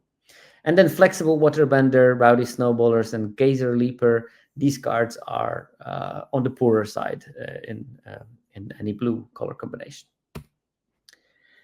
Then we move on to blue uncommons, and we have to start with this Invasion Submersible, 3 mana, 0/0 vehicle, no crew cost, but exhaust, that lets you waterbend 3 and turn it into a 3/3 permanently. And of course, it's when it enters, you bounce a non-land permanent to its owner's hand. This card is at the really good rare level in terms of the win rate, between 6 plus and 7.5 plus improvement on your win rate. These are the levels we've seen from white rares like Suki, better than South Pole Voyager. This is how good this card is. It's literally at the level of top second, or maybe second 10th of rares. Maybe not better than the top 10 rares in the format, but close to it at A level, basically. This is where you should be picking this card. And it still goes super late. And people are passing it. Just start picking it and start treating it as a bomb signal. Look, the question is, do you think cards like Octopus Form should be common or uncommon? Getting to play a bomb and protect it is rude. I think that there are some sets where those cards are better than others, and I think that this set is one of the sets where those cards have better outcomes when you play them. I think it's fine for a card like Octopus Form to be at common because that doesn't leave any material. But as soon as they start giving material, I think that we should move to uncommon. And yeah, I know that in some formats, common Snakeskin Veil was a bit annoying. But on the other hand, I'm not a set designer. They know better than I do. So let them cook. Let them cook. Okay, then the second card, which is an absolutely amazing uncommon, by the way, is Gran. It has between 3 and 4 and 5% improvement. And this is the number that would make it a top uncommon in most of the color combination, but it's just behind Invasion Submersible by quite a lot. It's more of a testament to how good the Submersible is than to anything that Gran does. It's, I think, one of the cards with the best opening hand win rate in the deck. So finally, we've managed to get a 1-drop in blue that can actually swing the games when you have it in the opening hand. But yeah, Gran is great. You can tap her to some other abilities to get this reproducible looting. Early in the game, it can attack quite freely. It can sort of force opponent to block it, basically, because everyone will want to block Gran if they can, so your combat tricks gain extra traction. Or you can bluff a combat trick if you are thinking you're playing that kind of an opponent and just get a sneaky, cheesy attack with the Gran by making opponent fear for their life and the combat trick on your side. But yeah, you play it in any blue deck anyway. Same with Knowledge Seeker, the Fox 2/1. It's great in every blue deck, and obviously best in blue-black because you have draw 2 card synergies there already, where there it's plus 4 percentage points, and in blue-green, where it's at its worst, is plus 2.1, which is still absolutely fine. But then we have a bit of a more split card, Benevolent River Spirit. It's still, you put it still in every blue deck if you think it, unless you have like a specific build where you think it wouldn't fit. But it ranges from plus 4-ish in blue-green to plus 0.5 in blue-red. I think it's perfectly serviceable in blue-black because you want to be playing the fortune tellers there, and Benevolent River Spirit is great with fortune tellers because you make clues and fortune teller, the 2 things that you can tap for it. I think like a curve out of fortune teller into Benevolent River Spirit keep up Octopus Form is formidable. Really hard to lose a game when you have that. And card is absolutely solid. You would play it everywhere, but just think about it that it's better in some color combinations than in the other. Same with Boomerang Basics. It's great in all the non-white blue color pairs and slightly worse in the blue-white, partially because of the higher benchmark in blue-white, partially because blue-white wanting to be white more than blue. But the card is still playable in every single color combination as the other ones. Then we have Sokka's Haiku. Similar situation as with Boomerang, much better in blue-green and blue-red. 2 color combinations where you think you might have more of the lesson synergy playing around, and then slightly worse but still very playable in white blue and blue black. And then we move to the next card, which has a clearly polarized win rate, and that's Accumulate Wisdom. In blue red and blue green, it has around 3% improvement, which puts it at the level of the top uncommons. But in blue-black and white-blue, it has minus 1.7 and minus 1.3, which puts it in the level of filler. And I think that this means that Accumulate Wisdom is just basically a Timur Lessons deck card. and that's where you want to put those synergies in. The fact that it doesn't draw those cards but puts them in your hand is sort of against the grain of what blue-black is trying to do. The fact that you want to play an assertive, maybe tempo assertive gameplay in white-blue also does not really want you to accumulate lessons in your graveyard to draw 3 cards. No, you want to focus on killing your opponent, and that's basically it. But yeah, so speak the numbers. Then we have Theo, Spirited Glider. And this card is fine in all the blue color combinations at around 0, but all of a sudden 2.4 in blue-black. And I think that it can also be very good in the white-blue if you have a specific card package. But you're more likely to have this particular card package in blue-black. And I'm talking about the package like the blue-black Signpost Uncommon works great with Theo. The Griffin, not the Griffin, Messenger Falcon. That thing also is great with Theo, because you can play this on turn 3, make a clue. Turn 4, you play Theo, attack with your 1/2 flyer. It gets +2/+0, and everyone is happy. Generally, it will be great in any deck that has this evasive game plan, also supplemented by draw 2 synergies. And I think that blue-black is the best home for that. However, I've had a very good blue-white deck that was splashing black for some powerful cards, where my main win plan was to attack with evasive creatures, and Theo was great in there.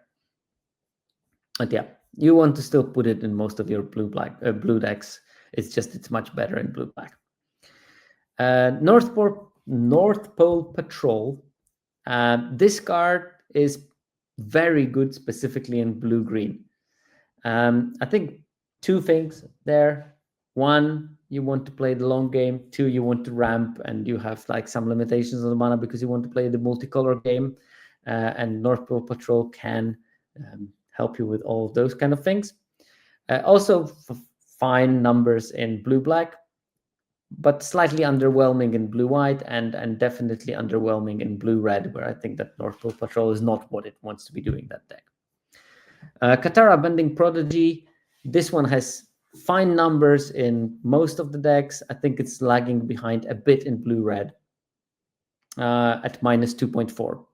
At -1.1, but it has like fine numbers like 0.5, 0.7, 0.8 in all the other color combinations. Next, we have a card that has a very polarized outcome. Master Paku, the 2-drop 1/3 prowess. When it becomes tapped, target player mills X cards, where X is the number of lesson cards in your graveyard. It has fine numbers in blue-green and blue-black, and horrendous numbers in blue-red and white-blue. And I think I should draw your attention specifically to blue-red, because you might think, okay, blue-red is a sort of spells deck, so it should have good numbers in the spells deck, because you're going to have a lot of lessons, and maybe that mill is going to become relevant. But I think that the problem here is that blue-red wants to end the games relatively briskly, because it doesn't deal very well with the late game. This is sort of based on gut feeling. I don't have the numbers on the average turn duration by archetype. Hopefully we're going to get them next week or something. But yeah, that's why probably Mr. Paku is not doing super well in those decks, even though it has prowess, which technically should be somewhat at least promoted by those blue-red decks. But in blue-green, it's a good late game plan. A 1/3 on turn 2 is defensive enough. So that's 2 things that blue-black and blue-green might want to be interested in. And at the same time, they want to play a long game where you cast a lot of spells, put a lot of lessons in your graveyard, and maybe even without attacking, by using some sort of water bending, you can mill your opponent out in some of those games. Then we have Serpent of the Pass, which is the last one that I will be probably talking about here. This one has fine numbers, okay, acceptable numbers in blue-green and sort of borderlining in blue-red, but very bad numbers in blue-white. So -6.5, that's horrendous. So probably the blue-white decks that want to play a lot of spells and be heavily on the blue side are not winning much. Again, strengthening that point I was making earlier that blue-white wants to be more white than blue. Okay, last we have some rares, and yet again the mythic strike, Legend of Kuruk, the saga that turns into the old avatar.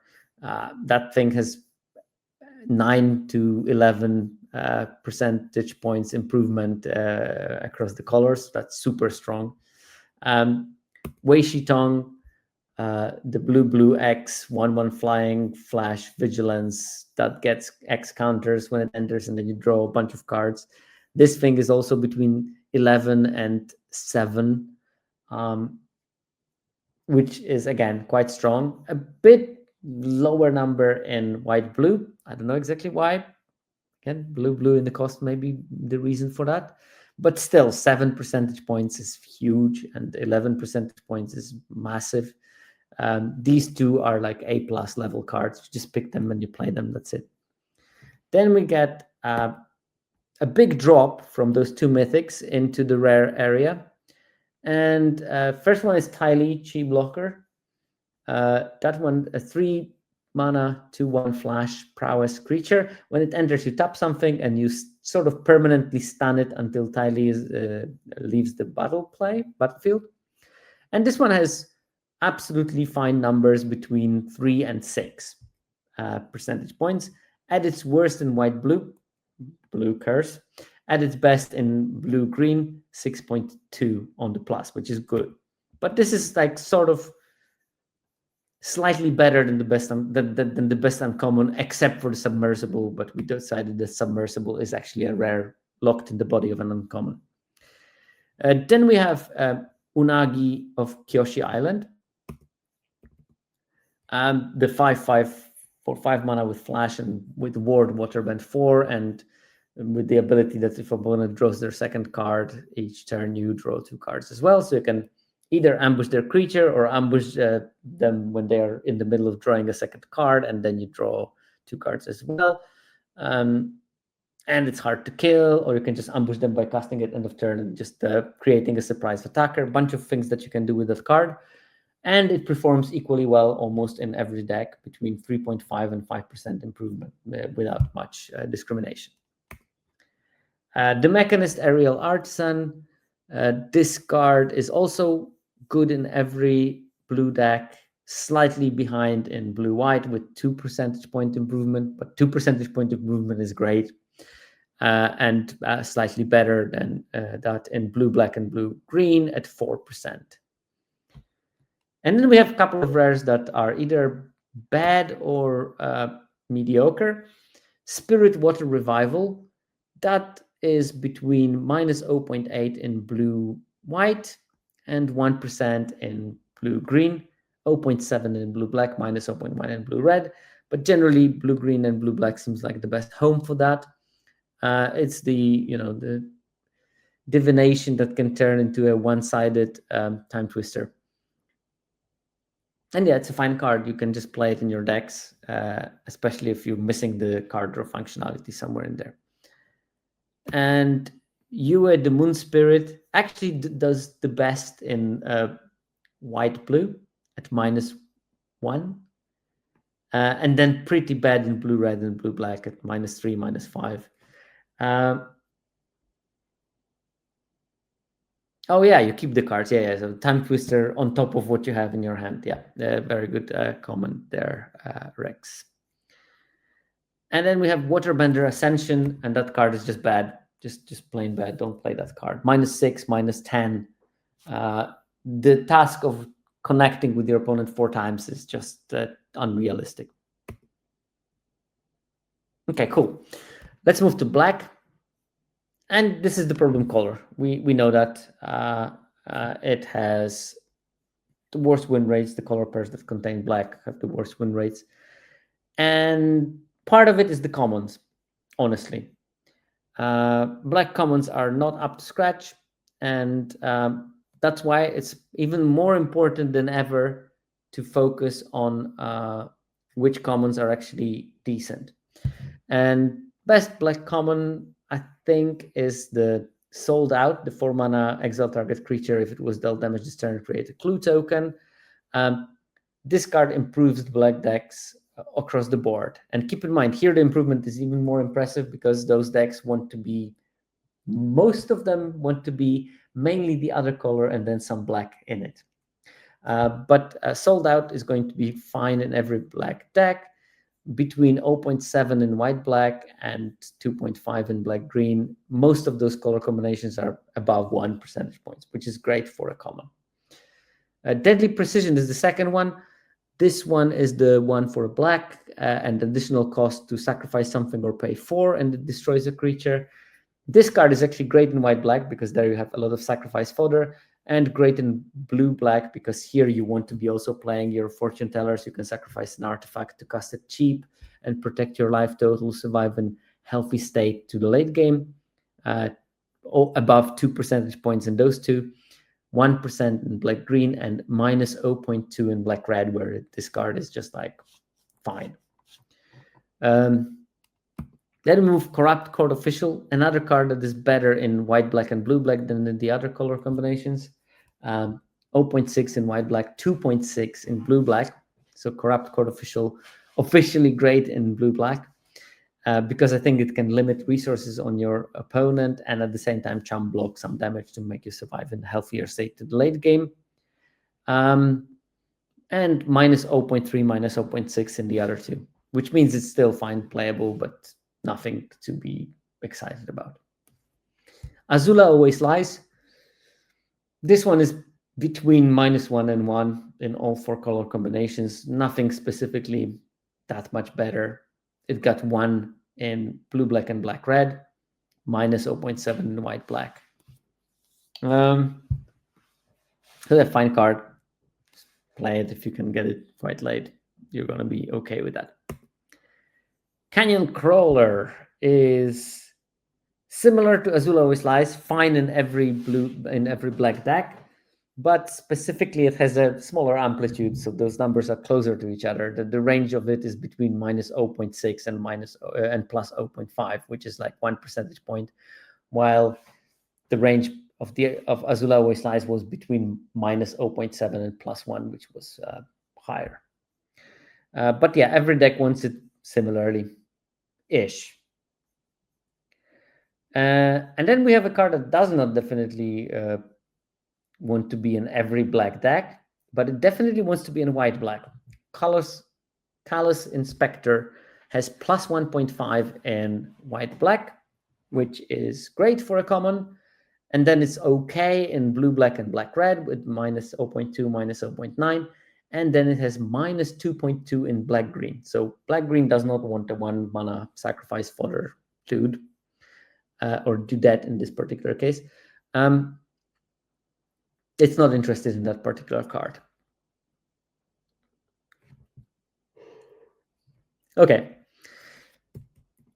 Next, we have Swamp Snare Trap.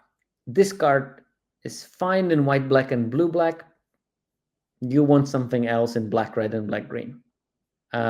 So white, black, blue, black around 0. Black, red, black, green around minus 2, minus 1.5.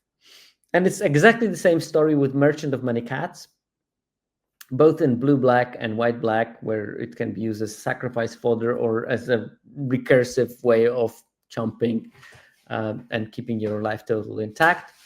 That card is fine, but it's pretty bad in black, red, and black, green, minus 2, minus 2.5. And the last common of black that has any result of note is Hog Monkey, which has plus 0.1 in blue, black, but minus 3 in every other color combination. And I don't know if that thing is not variance, but it's worth noting at least that there is this number that suggests that Hog Monkey is actually above filler, filler plus in blue, black, but below filler in all the other ones.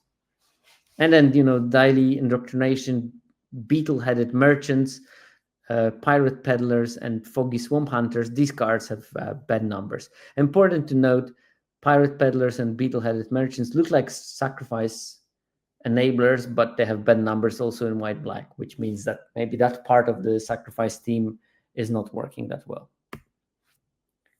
Uncommons, we have two outliers, and that's Heartless Act and Epic Downfall. Both of them reprints, both of them premier removal at 2 mana, and both of them universally great in all the black archetypes. So this is like, if you get this one black bomb, these are the cards that you want to be focusing on picking to your decks. Between 2.5 and 7 for both of those cards. Great in every archetype. Notably, both of them are best in blue-black, even though blue-black has the highest benchmark base win rate, which means that it's very important to have cheap removal. That is also powerful in the late game in those blue-black decks. Then we move to Catgator.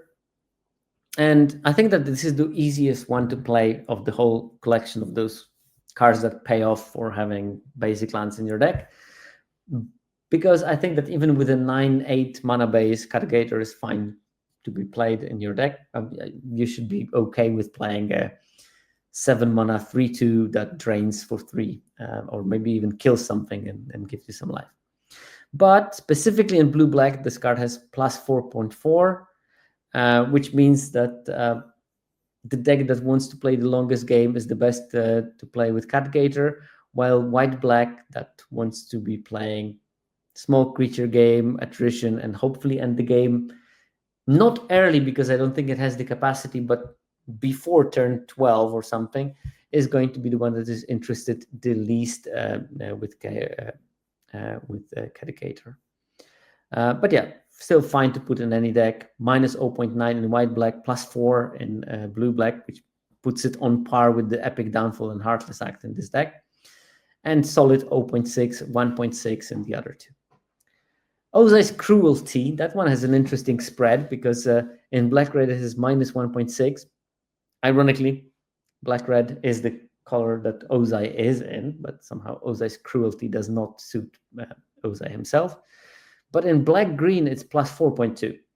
Again, this might be small sample size variance, but worth noticing 4.2 on the plus in black-green makes it sort of on par with Heartless Act in that archetype. So maybe time to try it out and see why it works so well in that particular one. Yeah, minus 1.6 in black-red, but solid 0.4, 1.2 in the other two. Next, we have Fire Nation Engineer. Much better in white-black than in the other combinations, but playable everywhere. 1.8 in white-black and around between 1 and 0 in the other ones. Joe D, one of many. This card is doing fine in all the black color combinations except for black-green when it's at minus 1.6. Specifically in blue-black, it has 1.9, and I don't know why, because for me this is a white-black card where it's fine, 0.4, but not amazing. So I'm wondering why it's specifically good in white-black. Then we have Azula on the Hunt, mediocre in all the black archetypes. Does Joe D go well with waterbending? Maybe does. Okay, Azula on the Hunt is sort of mediocre in every single black archetype. Nothing to really sing about, but it's fine between minus 0.9 and plus 0.6 in all those color combinations, and nothing that really jumps out at you. Low and lead Twin Tutors, there's not enough data for it in white-black and black-green, but in black-red, it actually has a positive number, 0.3, and in blue-black, it's minus 1.2. I think that this card's performance will very much depend from what you surround it with.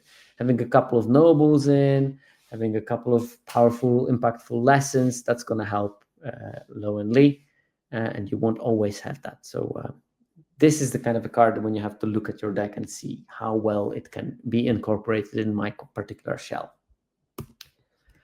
I then have June, the Bounty Hunter. Sacrifice, payoff. Are there some cards that have lower win rate because they are easy to use wrong? Or does the fact that we are looking at 17 lands users correct for that? It corrects to some extent. 17 lens users are better than average player, but better than average player can still play some cards not optimally, and it's always happening. So there will be some cards that have a lower win rate because they are easy to use wrong, and there are specific types of card that are easier to use wrong. There's a bunch of biases in the win rate data, and I have tons of episodes that look at them to some extent. So I would recommend those kind of episodes where I try to disentangle caveats from the actual win rates to try to come more realistically to what the power of the card is by looking at the win rate and removing those caveats and seeing if it will shift the win rate of the card up or down. So for example, a card like Lost Days will have a slightly elevated win rate because good players like to play that kind of card more than less or lower win rate players. So there will be slight enrichment of top players playing that kind of a card. And because top players win more, well, they're going to also elevate the win rate of that particular style of card. Okay, June is fine. It works well in white-black and blue-black, and in black-green. It's a bit below par in black-red, but black-red is just generally below par. Trebuchet, on the other hand, now that's an interesting card because it has plus 2.5 in white-black, where you have to sacrifice synergies, and minus 1.1 to minus 2.8 in the other three. So big difference between how well it behaves in white-black and the rest of the color pairs. And I think also it shows you what the white-black deck wants to be doing, and it's being aggressive with a bunch of small things, using some part of evasion with it, rather than putting a big creature like the Beetle Merchants on the board, because Beetle Merchants is a very bad number. So yeah, but Trebuchet is secretly, the win rate of Trebuchet is pretty low, but looking at those numbers, I'm hopeful that in white-black, that card is actively good. And then we have the last two cards that have numbers that warrant some kind of a comment. Tundra Tank is actually fine in black-red because maybe firebending is supplementing your natural firebending synergies, and the giving of indestructible to target creature you control enables you to attack with a firebender that would have died otherwise. And it's also fine in white-black, where maybe the body that can be crewed for one is a great supplement for a bunch of 1/1s that you're going to be creating on board. And Wolfbat has fine numbers in black-red. I don't know why, probably because black-red is bad and Wolfbat is fine in that deck. But then we come to the, so far there was like slim pickings. We have those two great uncommons. Here and there we have like Catgator, Ozai's Cruelty, Fire Nation Engineer, Jody, or Fire Navy Trebuchet, who are good in one of the archetypes. The rest is sort of mid. At common, we had even worse, like two solid commons that are not even amazing in every color combination, in that Corrupt Court Official that is randomly good in blue-black, and maybe the Callous Inspector in white-black. But when you come to the black rares, we see some spice there. The Fire Nation Drill, firstly, between 11.4 and 14 percentage point improvement. 14 percentage point improvement is massive. That card is so good. And Rise of Sozin, highest win rate card in the set, I think, at least of yesterday. Between 10 and 15 percentage point improvement that card has. So both of those rares, higher rarity cards, just absolute bombs. And this is where black is at its strongest. It has 5 really, really strong bombs. 4 of them are universally great. So the Rise of Sozin, Fire Nation Drill, Code, the Face Stealer, and Raven Eagle. What? I didn't put the Raven Eagle picture? Well, I didn't put the Raven Eagle picture, but it's a beautiful picture of a Raven Eagle that is a 2/3. And when you draw a second card each turn, you drain them for 1. And when it enters or attacks, you can exile a creature from any graveyard and make a clue. So yeah, cool card. All 4 of those are just amazing. And Phoenix Fleet Airship, it's really good everywhere, but it's really, really strong, particularly strong in white-black. There we also have the Day of the Black Sun, this sort of X Wrath, and that card is specifically good in blue-black, but also solid everywhere else, between 1 and 6.5 percentage points in terms of the win rate improvement. And Obsessive Pursuit, which is great in both white-black and blue-black. In white-black because it provides sacrifice fodder, it makes creatures bigger when you sacrifice, and you like sacrificing to get bigger creatures because naturally you're suffering if you don't have anything to sacrifice, and because if your creatures are relatively small. Still fine in black-red and black-green, but 0.4, 1.4, that kind of range we're talking about here. And we have Black Boiling Rock Rioter, which is both great in blue-black and black-green. And think that in black-green because some earthbending allies are allies, and in blue-black because a bunch of cards like Forecasters are going to be traded off in combat, and then you can rebuy them. With Boiling Rock Rioter when it attacks. And maybe you get good attacks because you have also removal and attrition. So you will be able to get some value back. And last black rare. And by the way, Boiling Rock Rioter is still playable in all the other color combinations, just not going to be amazing.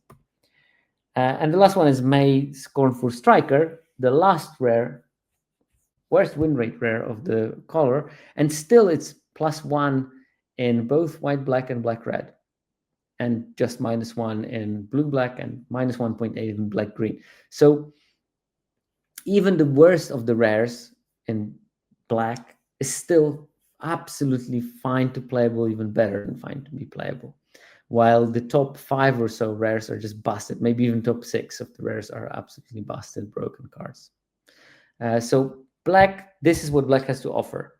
Very good top end. And if you're drafting, don't lock yourself out from drafting black, but keep yourself open to spot those rares. I've seen that already in the coaching sessions when people did not find good ways of transitioning to black, and rares are one of the ways of doing that. You almost certainly don't want to do it at uncommon level. However, if you're missing removal and it's relatively easy for you to splash some black, maybe the Heartless Epic Downfall could sway you. And there's a couple of signposts that might as well convince you to move on to a more black-friendly lane in your draft. So let's move to red now. And we should probably start with Firebending Lesson. That card is very good in every red color combination. Red has a cluster of solid commons, and that includes Firebending Lesson, particularly good in black-red and blue-red, because those decks will use Firebending at its finest, and because of that you can cast it reliably at instant speed for free, basically. And also you can cast it much quicker for its kicker cost and kill a big creature with them. So yeah, Firebending Lesson great, but particularly great in blue-red and black-red. Blue-red also wants lessons, and this is a big boost to Firebending Lesson, which, as the name suggests, is a lesson. Lightning Strike, more across the board good. So Firebending Lesson has only 1.2 improvement in white-red and only 2.3, but only, I mean, it's still a very good card. Lightning Strike is between 1 and 2.8 across all the color pairs. It's still better in black-red and blue-red, but not by as much as the Firebending Lesson is. So if you are struggling with the decision, you open Firebending Lesson and Lightning Strike in the pack. Probably if you're blue or black as your secondary color, you want to be leaning more towards Firebending Lesson. And in other cases, it's a coin flip, basically. Third red common is Yuyan Archers. And this is way better in the non-white red decks. And I think that part of it is that the white-red wants to be leaning on allies, and this is not an ally. There are some synergies that allies specifically will benefit from. Still a solid card in every color combination, but it's plus 2% in non-white pairs and just about 0 in white red. And Fire Nation Cadets, definitely a controversial card because some people claim it's the best thing ever, and that's basically a soul ring, Samp. Some people are thinking that this card is strong but very situational. And honestly, I think that people like Sam do think that the card is strong but situational and requires building around. However, it seems that best build around shells for it are blue-red and black-red. And of course, probably mono-red, but we don't have the data for that here. At 1.9, 1.2% in black-red and blue-red, plus 0.4 in white-red. And I'm pretty sure that there is a sub-build for white-red that is much heavier in red, where the Yuuzhan Archers and Fire Nation Cadets are much better. And only minus 1.2 in red-green. So this is a card that is not specifically good in red-green. Red-green wants to do other things. But the problem with the red in general, that after that package of 4 solid commons and maybe 3 3/4 solid commons, we are running into trouble with finding something good. So Treat Up Freedom Fighters, okay-ish in black-red when it's 0.3. I think that part of it is, maybe it can be supplemented with How to Start a Riot sometimes.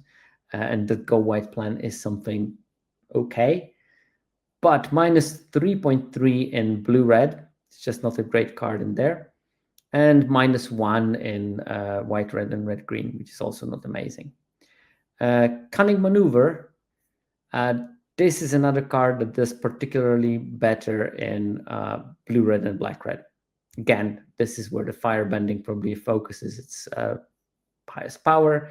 It's a spell for the blue-red, so lots of nice things there. And it's still at about 0, which is not impressive, and minus 0.8 in black-red. And the rest of the commons are just below that minus 1 threshold that I set for myself. So Deserter's Disciple, not amazing, but best home is white-red, probably because it's an ally.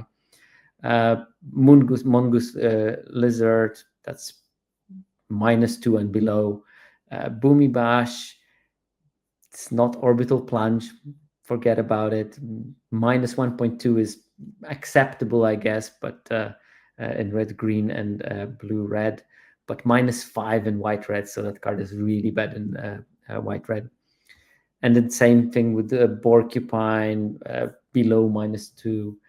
Fire Nation Raider in red, green, because probably 4 power, it's doing slightly better, but minus 6 in blue, red, minus 5 in white, red. So nothing impressive there. Rough Rhino Cavalry and How to Start Riot, also pretty poor numbers across the board. In terms of uncommons, we have one very weird uncommon in Tiger Dillo, which is number 2 on that list, mainly because it's never played in other 3 color combinations, but it has actually very good numbers in red-green. And it sort of surprised me. I thought that this card is going to be like mediocre to filler, but it actually is actively good in red-green decks. And I played a couple of those, and Tiger Dillo was doing really good work in there. 2 mana for a 4/3, of course, is cheap, but I thought that the drawback of not being able to attack or block unless you control another creature with power 4 or greater would be disqualifying. But it turns out that, curving out Tiger Dillo into an ostrich horse, failing to find a land and attacking for 4 is pretty good. Or curving out Tiger Dillo into Uncle Iroh, not a terrible thing. Best red uncommon, though, is the Cave of Two Lovers. And this card, again, slightly weaker in white-red, at plus 2.8. But in other red colors, it has above 5%, which is super good. Tigerdillo 3.9 in red-green, and you probably don't want to be playing it in any other color combination. Then we move on to two removal spells which have a very similar profile, both of them. They are much better in blue-red and red-green, and a bit weaker in black-red and white-red. Still strong in all of those color combinations. So above 5 in both of them above 5 in blue-red and red-green, and both of them lower levels. So 1.6 in white-red, 3 percentage points in black-red for Iro's demonstration, and 0.9 and 1.2 for white-red and black-red. Combustion technique probably lower in the white-red and black-red because you will have a smaller density of lessons, and this shows that red-green wants to play lessons and wants to have payoffs for playing lessons as much as blue-red does. Then we have cards that are still solid and occasionally even very good. Fire Sages, not amazing in blue-red and white-red with minus 0.9, minus 0.1, but very good in black-red at 2+2, and very good in red-green at +1.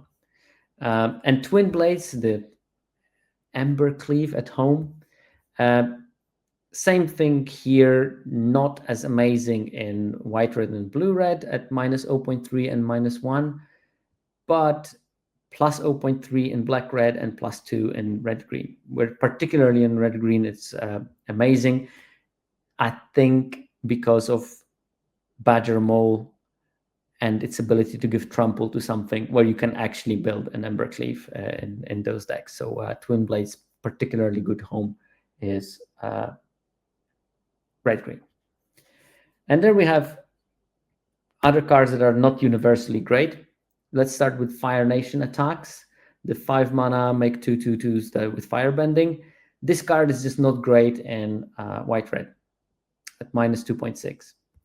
But it does have +1 in most of the other colors, like 0.5 in red-green and +1 roughly in the other two. And Tylee, Artful Acrobat, same situation here, minus 1.5 in white-red, but around -1, 0 in other color combinations, which is absolutely fine. Then we have War Balloon. This one, not so great in, well, actually bad in white-red and pretty bad in blue-red at minus 3.5, minus 3, but solid in black-red and red-green at roughly 0, which means it's above filler plus even. So yeah, all those cards, fine to play, but not in every red deck. Jet's Brainwashing, the red mana threaten effect, but you have to kick it to get the control of the creature. If you didn't kick it, you just make a clue and that creature you targeted cannot block. 1.4 on the plus in black-red, which means that black-red sacrifice is a thing of sorts. And Jet's Brainwashing can work in that, because I can imagine that you're going to cast it and then attack with that creature, and potentially it will connect because no one wants to block with it. And if it doesn't, then it will trade with something or kill something. And then you can still post-combat sacrifice it to one of the multiple sacrifice effects, including the black removal spell that lets you sacrifice creatures. And then there's a bunch of cards that are below the 1% threshold. Zuko, Exiled Prince, not doing well, between -1 and -4. Solstice Revelation, the mono-red payoff, that thing is between -2 and -4 in blue-red and black-red. I think that this card should be almost exclusively played in mono-red, and cannot be like Cat Gator played in slightly shifted balance red dominant deck. Combustion Man, also really bad in white-red and blue-red. Closer to playable in black-red and red-green, but still nothing amazing. And the only card that actually makes the threshold is Zhong the Deserter, minus 0.7 in black-red, but really bad in red-green, and pretty bad in white, red, blue, red at minus 3.5 roughly. But in red, green, it's minus 7. That's pretty bad. And Price of Freedom, small sample sizes, but also bad. So red is a weird color that has sort of fine 4 commons, and after that it drops off rapidly.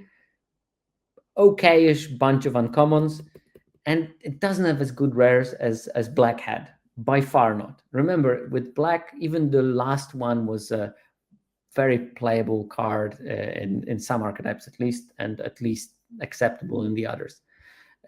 With red, we have roughly 2 universally good rares. First one is Legend of Roku, so all those sagas, the mythic ones, are just absolutely bonkers. Even the worst one is still super playable. And of course, you want to be playing it. That's the first pick. That's an A+ card. Just play your Legend of Roku.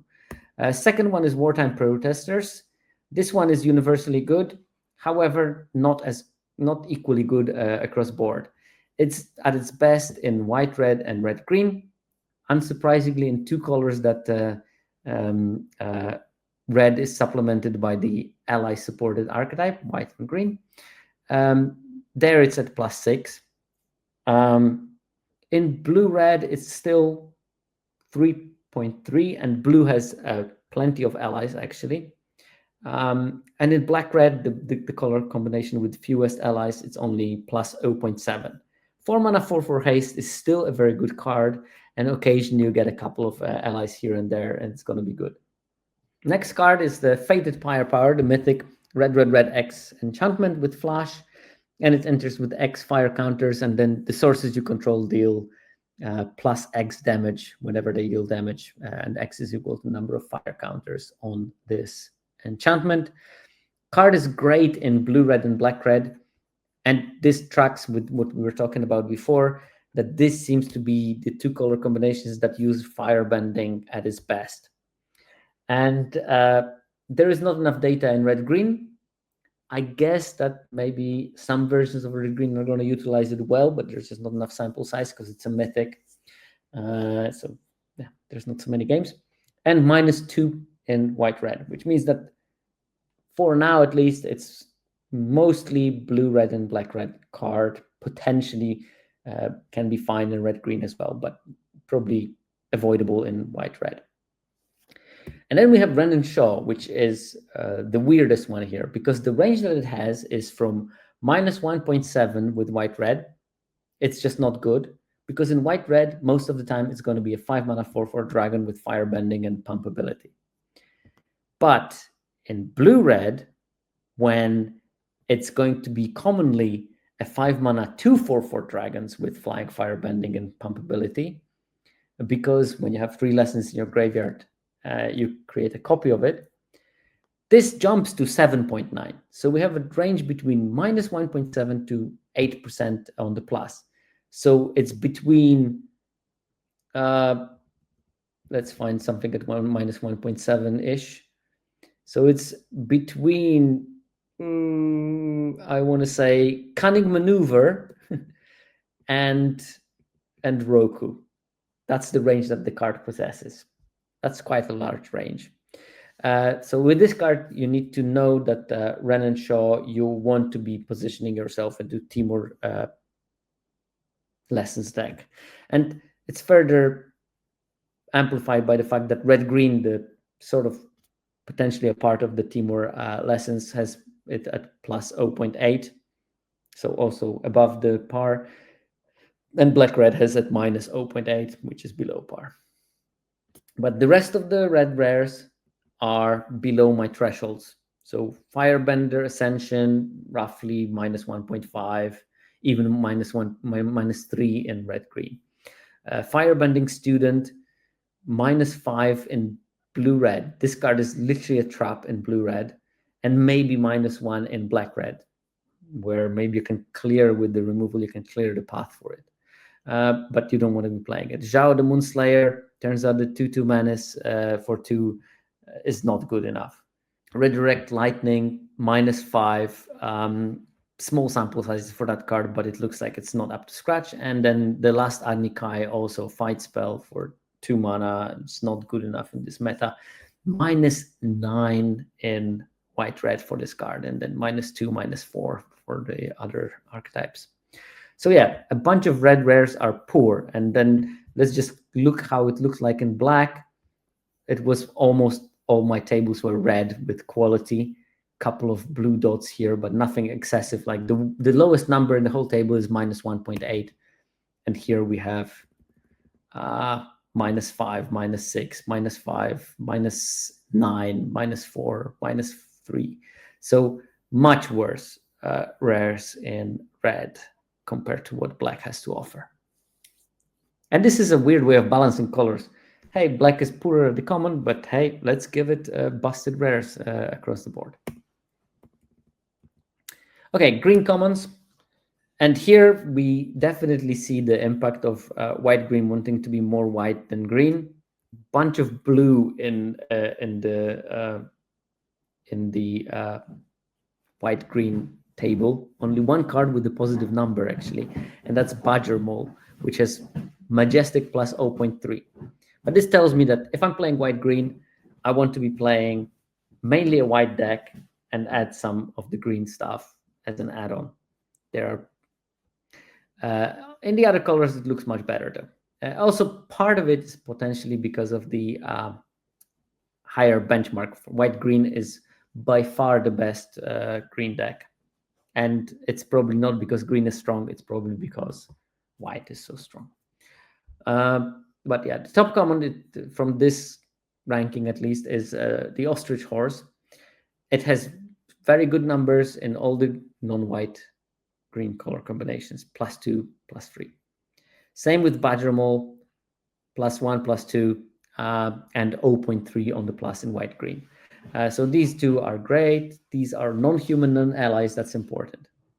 I think that the part of the problem with this set is that white-green is supposed to be allies, but white allies are so much better than green allies that, at least at common, that they don't play an important role. After the Badger Mole and Ostrich Horse, we get to third best card in green at common, and that's Pillar Launch, the 1 mana trick that untaps something and gives the +2/+2 and reach until end of turn. And again, cards like that have usually higher win rate in the beginning of the format, and it slowly declines as the format progresses because people learn how to play around them. They figure out that that card exists, and then can, even if opponent's creatures are tapped, they can still block me and do some bad things. Particularly good in blue-green at +3.6, but +1.5 roughly in black-green and red-green, and -1.6 in white-green. I'm going to skip talking about white-green at all for those green commons because all of them are below 1 from now on. So basically, you don't want any green commons in your white-green deck, apart from maybe one Badger Mole and maybe one Pillar Launch if you don't have the EAPFs. But in other green color combinations, all those cards are pretty solid. Ostrich Horse, Badger Mole, Pillar Launch, Rocky Rebuke, particularly high number in blue-green. Pillar Launch actually had a particularly good numbers in black-green and 1.5 in blue-green. It's the Rocky Rebuke that is +3.6 in blue-green. Vacuous Audience, human but not ally. 2 mana, 2/1 mana dork, and it taps for 2 mana when you have power creature with power 4. Particularly good in red-green, which means that 4 power synergy, looking at the Tiger Dillo's high numbers and Vacuous Audience's high numbers, that power 4 or greater synergy does something for this deck. It's not like a complete throwaway text like sometimes it is. 2.7 for Vacuous Audience in red-green, only 0.1% in blue-green, and 2 for black-green. Rebellious Captives. This one is an ally, but still doesn't get above 0 in ally decks. This card is solid filler, like 0.3, 1%, that kind of range in the 3 non-white color pairs. Then we have Origin of Metal Bending. This actually has very good numbers in blue-green and red-green, so Timur adjacent color pairs, potentially because it's a lesson. -0.4 in black-green, which is still perfectly serviceable. in white-green, probably you have better cards to play instead of the Origin of Metal Bending, because you can play the Enter the Avatar state, which does similar things for 1 mana. Then we have the Wall-Top Sentries. Fine, very much like Rebellious Captives, between 0 and 1 percentage points improvement. That's fine. You want to be playing one of those cards in your deck. Good defensively, clogs the board, which is exactly what you want to be doing when you're playing a Lessons or bomb-centric 5-color deck, because you want the games to last longer, and clogging the board ensures that the games last longer. Or opponent has to try to force the issue and start attacking you, and then of course it will guarantee a trade and preserve board state that is smaller and therefore more favorable for you, because they cannot really do too much damage to you very quickly. Then we have the Turtle Duck. That card has exactly 0 in blue-green, and I think for a similar reason as Wall-Top Sentries, it can block very well and stop you from losing life, ensuring you survive till the late game. And who knows, maybe late in the game, it can actually start swinging and pecking on opponent's life total. That's what ducks do. Saber-tooth Moose Lion, 1.1% on the plus in black-green, minus 0.8 in blue-green, and pretty bad in the other two archetypes. Don't know exactly why it's so bad in red-green. You would think that red-green wants to play big things, but maybe not in this way, and maybe it definitely doesn't want to cycle for 2 mana. And the other two, Earthbending Lesson, Foggy Swamp, Winebearer, and the Cycle of Renewal, bad numbers across board, including minus 10 for Cycle of Renewal in white-green. Definitely don't want to be playing that card there. In terms of uncommons, we see the same kind of thing.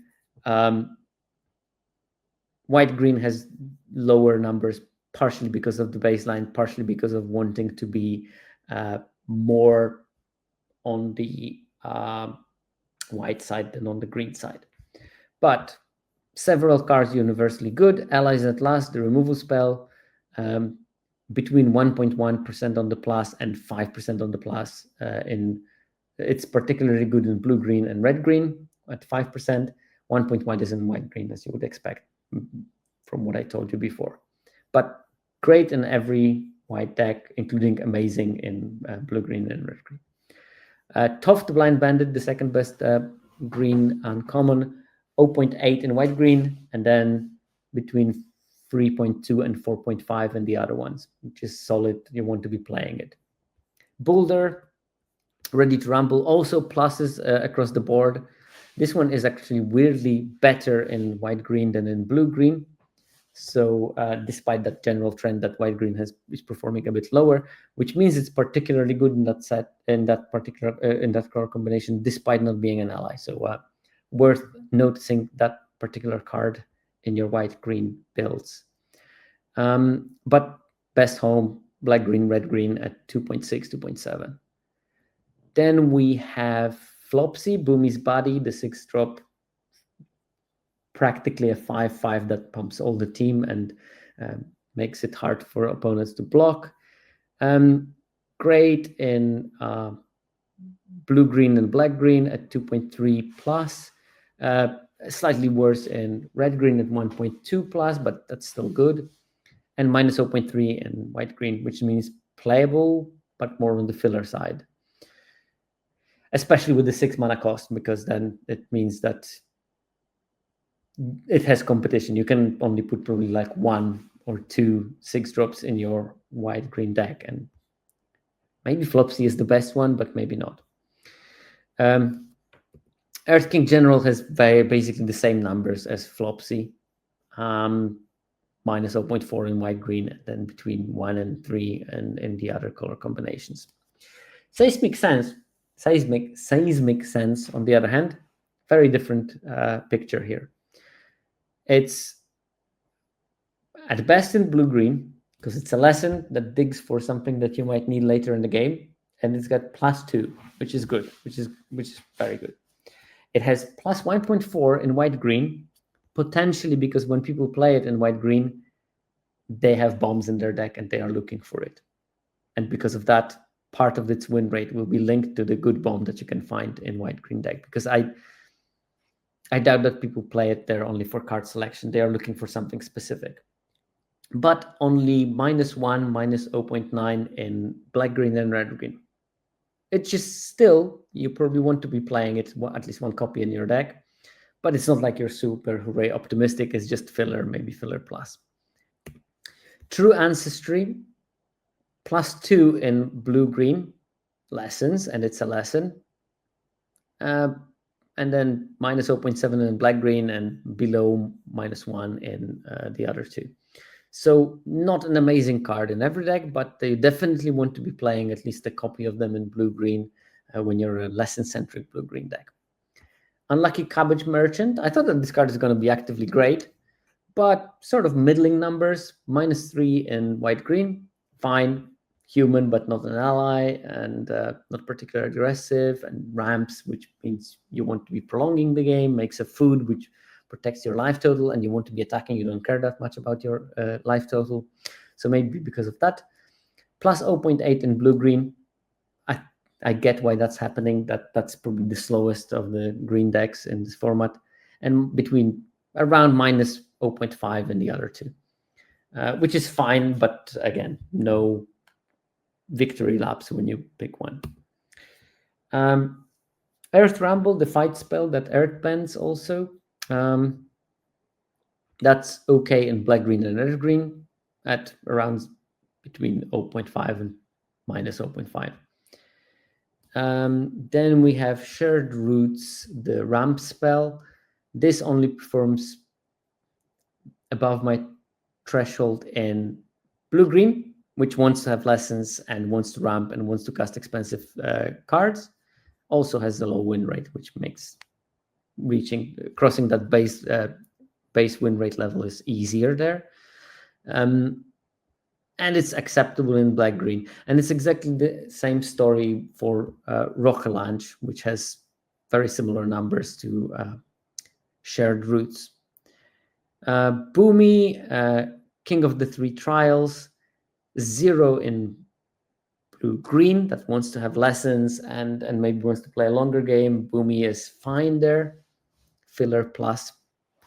And then also filler plus in red-green at -0.3. So definitely you don't want to be playing Boomy in your white-green deck. It has -5 there. And I skipped the Leaves from the Vine because I don't want to watch that card ever again. It's too sad.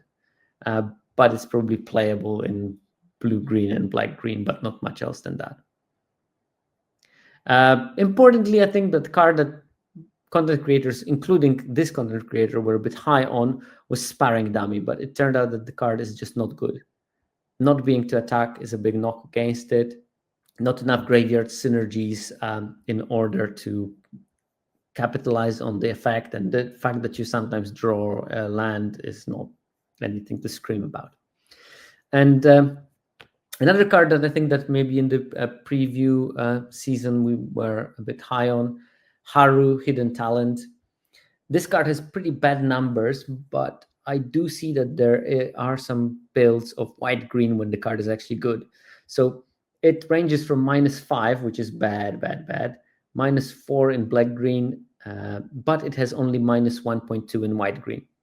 And given that the trend of those green cards is completely reversed for all the cards, where the number is lowest for white-green and highest elsewhere, the fact that it's the highest number here sort of hints at me that maybe not every white-green deck, but some of the white-green decks will actively want to play that Haru. And you need to find those spots on your own, but at least you have that with information that there is hope for Haru, and the bad win rate that you see in generic win rate is not telling the full story.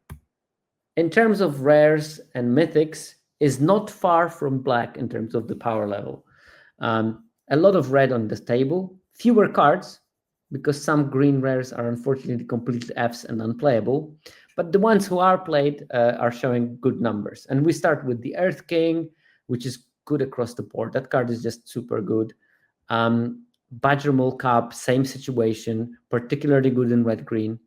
while Earth King was particularly good in blue-green, because that not only does what it wants to be doing, which is stabilizing, but also the bear can fix your mana if you're splashing and blue-green wants to be splashing. Also, it's easier to cross the 54% game in hand win rate, or 54% win rate. It's easier to beat that benchmark than to beat 57 from white-green. But then we have Earthbender Ascension, and this card is just incredible in all the non-white color pairs, and in white-green it's great, but a big chunk below. So it's around 9% percentage point improvement in all the other ones, and only around 4 percentage point improvement in white-green. Then we have Great Divide Guide, and here it's a bit weird numbers for that card. Good everywhere, specifically high numbers in black-green for some reason at 10 percentage points. Don't know why. 6.9 in white-green, which you would expect because that wants to be playing allies, and allies will generate a ton of mana with the Great Divide Guide. And then 6.6 in red-green, and 3.2 only in the blue-green. But that might be a wobble from variance or something. Still, it's a card that you're going to play in every single green deck that you can get your heads on. Even if it's just played as a 2-mana, 2/3 mana drug that fixes for any color, that's good enough. And if it generates additional mana from 1 or 2 allies, fantastic. Then we have Legend of Kyoshi. It is the weakest of the sagas. I told you the story about the card and the fan in the hand of Kyoshi, representing the hand of the players last week. But despite being the worst of the sagas, that's still a very good card. It's still 7 percentage point improvement in blue-green, 5 percentage point improvement in red-green, and still a very credible 3 and 2 in white-green and black-green, respectively. Diligent Zookeeper. Now, this is the only card that has any minus in there in green rares where we had the sample size. And it's minus 2% roughly in white-green. Despite being an ally, this is not the right ally. What you want to be playing Diligent Zookeeper is in the decks that have non-human creatures, and these most of the time won't be allies because it boosts non-humans. And yeah, there are too many humans in white, and white-green wants to be white, and because of that, Diligent Zookeeper does not give enough of a bonus. And I think maybe people are even falling for that trap of, oh, I'm going to make a meme deck with the farm animals and Zookeeper, and that even torpedoes the win rate further. Because it's all fine when you have a 1-mana 5/5, but if you don't draw the Zookeeper, then you are ending with 1-mana 1/1s. These are not as good. But fine numbers in blue-green, red-green, black-green. All those decks, they want to be playing Ostrich Horse, Badger Mole. They want to be playing Platypus Bear as well. These cards have lots of types. A mini combo I know is that Diligent Zookeeper works very well with the Parrot, because that one has Pirate, Lizard, Bird. So it's a 5/5 Vigilant Flyer with prowess, and that's actually quite good with Diligent Zookeeper. So maybe that's why blue-green works fine with it, because you can get those parrots cheaper by the dozen. But yeah, it's a fine, good, very good card in all the other color combinations, just bad in white-green, and potentially partly bad because people want to do the thing instead of just being happy with the 4/4. And Earthen Ally is just played in white-green. It's sufficient levels, but it has 1.7, which is fine. More than fine. It's a good card in those decks. Cool. We finished all the colors. We just have the multicolor left. And we start with the hybrid commons.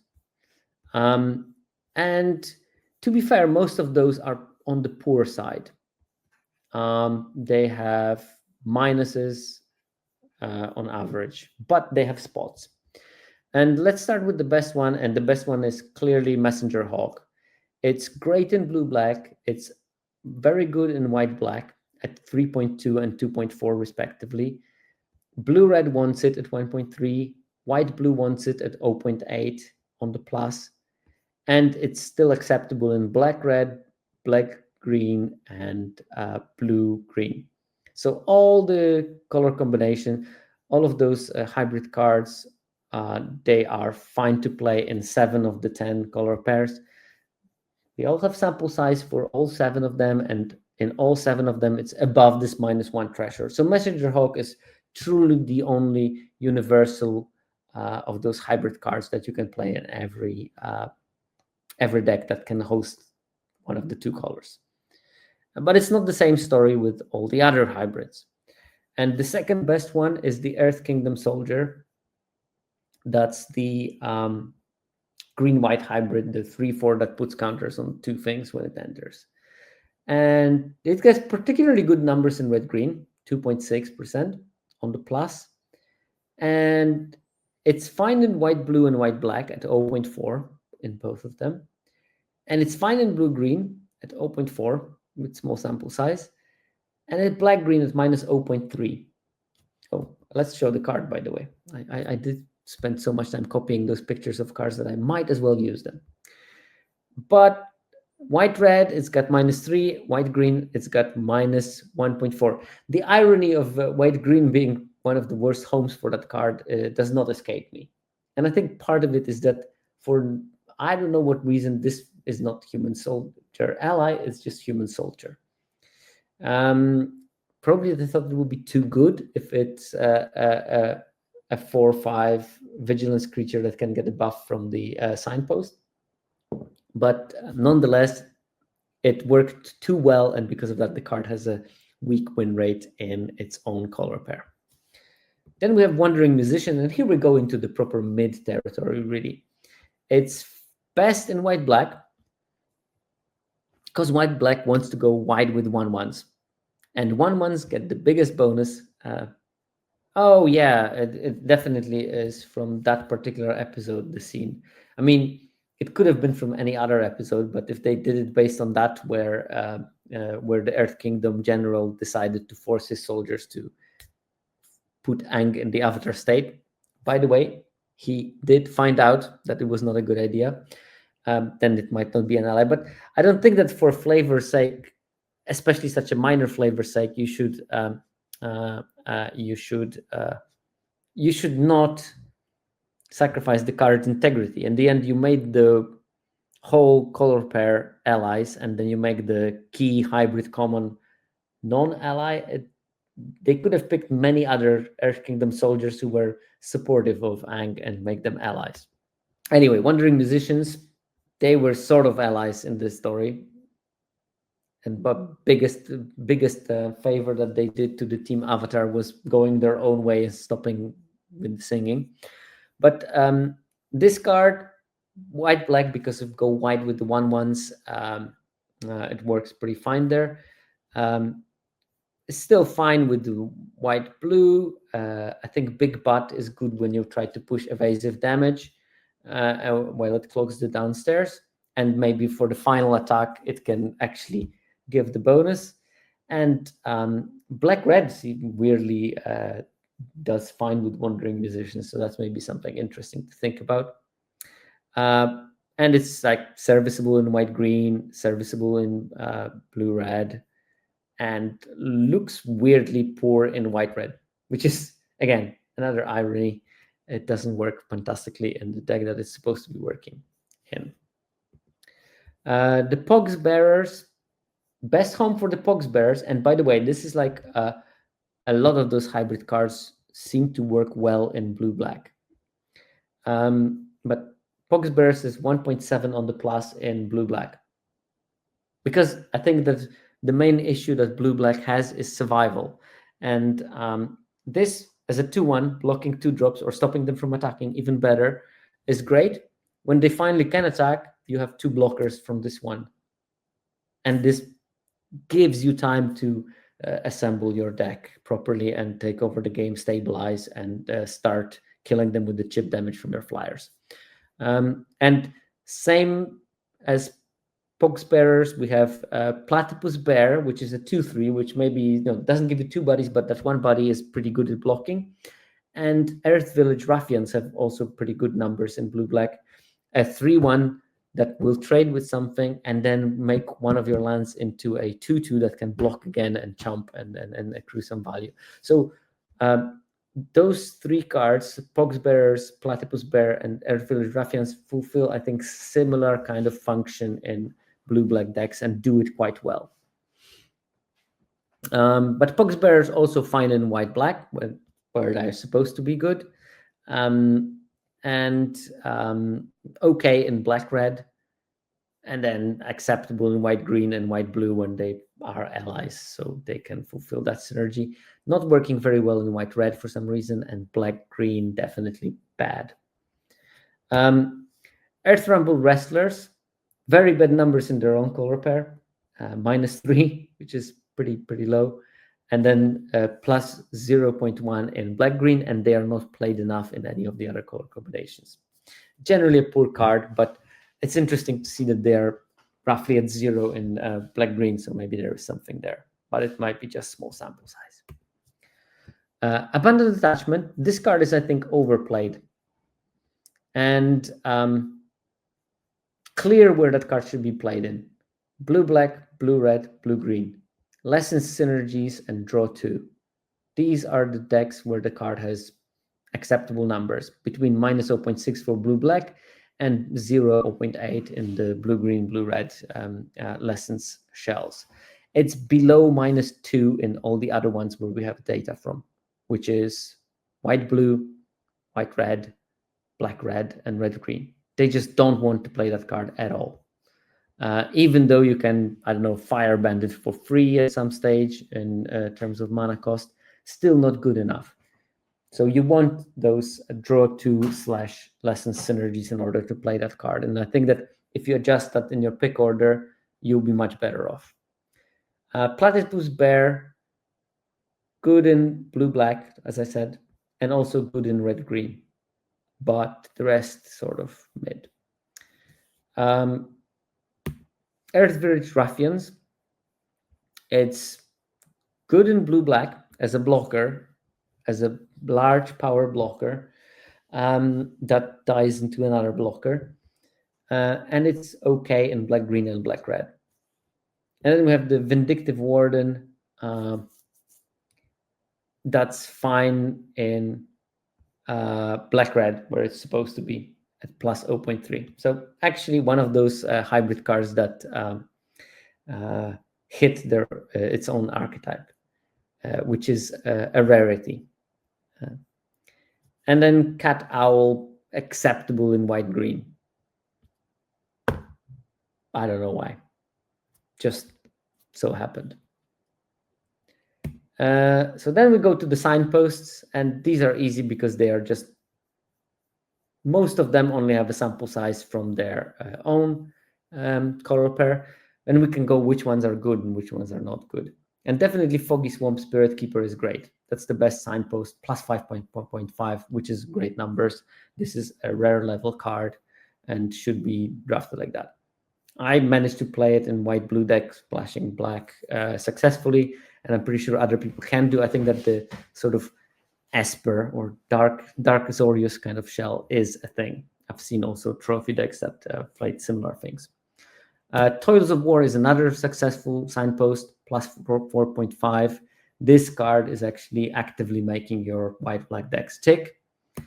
Hermetic Herbalist, very important card for blue-green. Because it's a good blocker, it gives mana, it fixes you, and it even ramps you further when you're casting lessons. You want all kinds of those things. It's all fine. White Lotus Reinforcements is good in white-green decks, plus 3. And plus 3 is a very good number. Daily Agents in Golgari are excellent, and they're doing exactly the right thing. Dragonfly Swarm, the Izzet signpost, that's the only one that has actually data from 2 color pairs. And it's actually better in blue-green, which I assume is approaching Timur Lessons.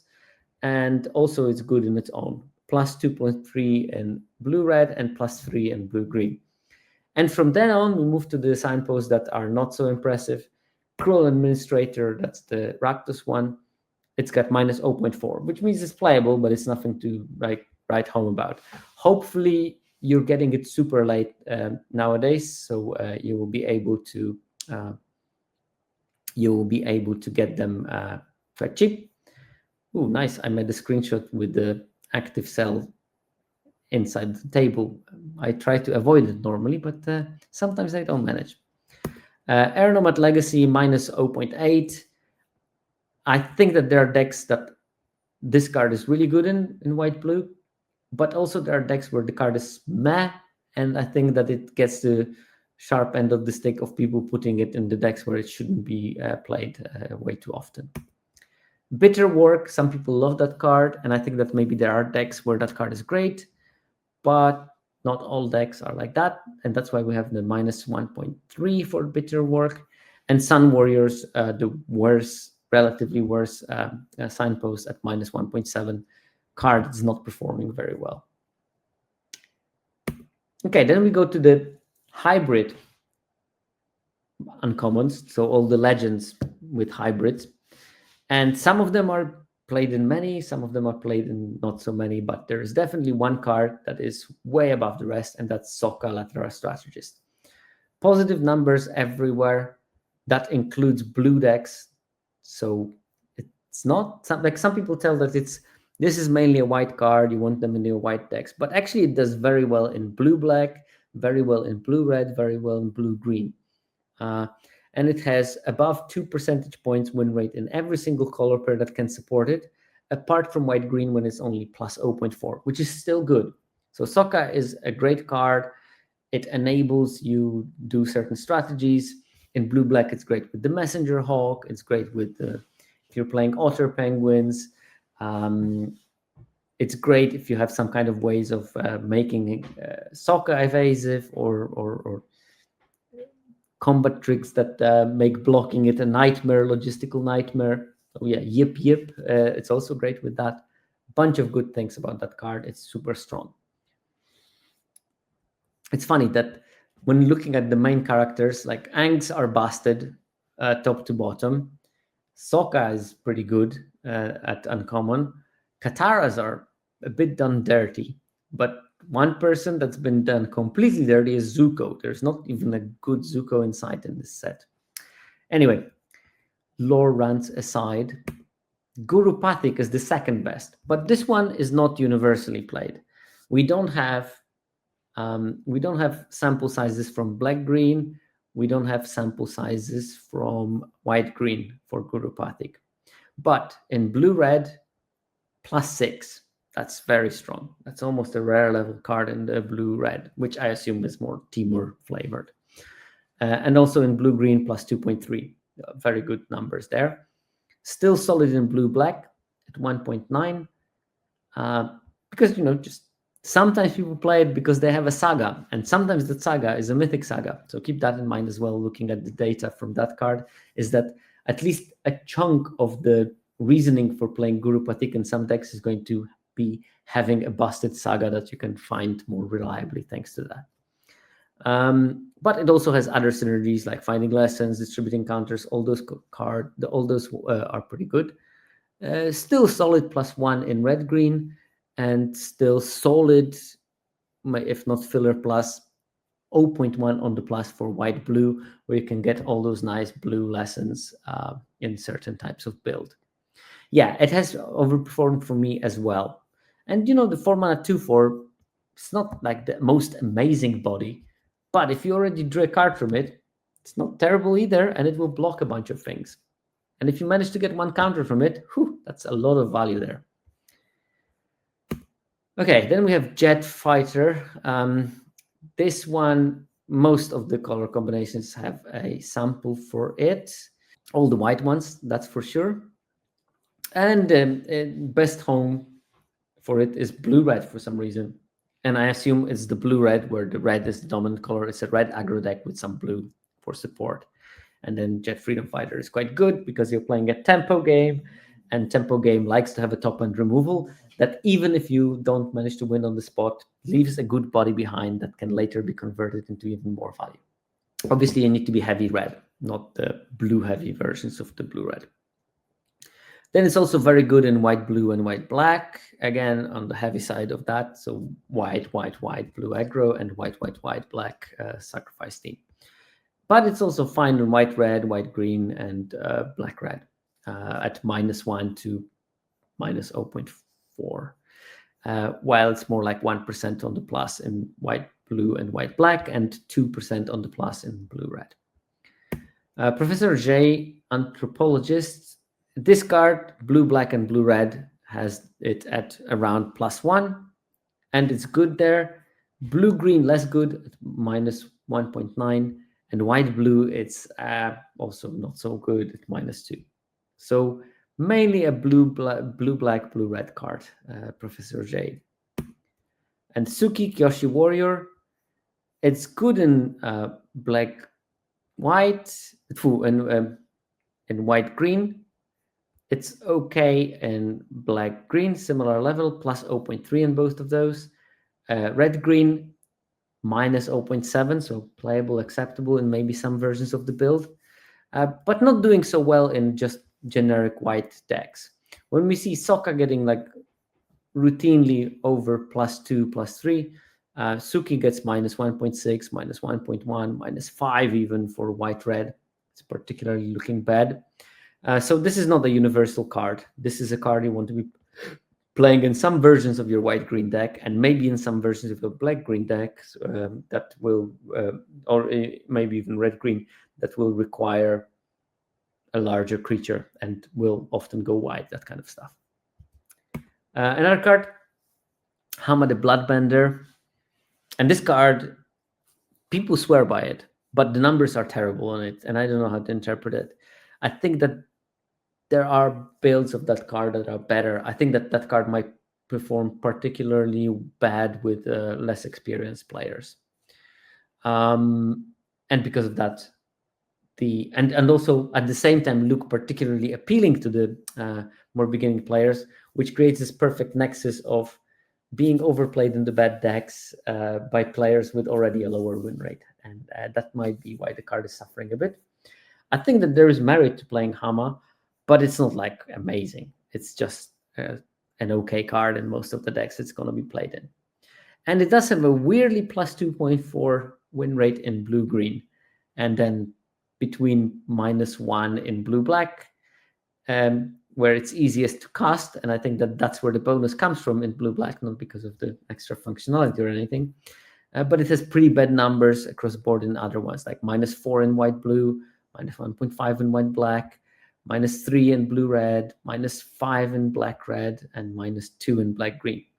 But interestingly, it has a large enough sample size in every single one of the archetypes, unlike Gurupathic, which has good numbers across board and maybe should be played more frequently in white-green and black-green. Hama is played in everything despite bad numbers. So time to update your pick orders for Hama the Bloodbender. And now the biggest crime of the 20th century, crime against humanity. Uncle Iroh is not good. How could you make an Uncle Iroh card that is not good in this set? Shame, shame, shame, design team. It should be at least a 4/4 for 3 mana with firebending and lessons costing less, and then the card would have been great. And everyone would be happy because no one will be sad if Uncle Iroh is is too busted. No one will cry about that. But in all seriousness, it's not performing particularly well. The fact that it's a 4/2 that's going to be blocked into oblivion by any 2-drop really is a knock against that card. And the firebending in this card is not doing particularly much as well. So all in all, card is sort of medium. I can see that some red-green builds with Tiger Dillo might want to use Uncle Irohs to make sure to drop a turn 3 2-drop. And I'm definitely going to build something with it, but it's just like all those abilities are sort of disjointed a bit. Okay, it has firebending 1, yay. Lesson spell costs 1 less to cast, which maybe works with firebending to some extent, but a lot of those green lessons are going to be costing me 2 mana, and now they cost 1 less, so the firebending also doesn't do anything for them because I still need green mana for them or something. Yeah, there are other Irohs that are good, but it would be nice to have the OG Uncle Iroh also being pretty decent. Okay. Oh yeah, so Uncle Iroh does not even have one archetype when it crosses that 1%. But I think that there might be some sub builds where it's going to be fine. Spirit of Balance, 2 Orzhov.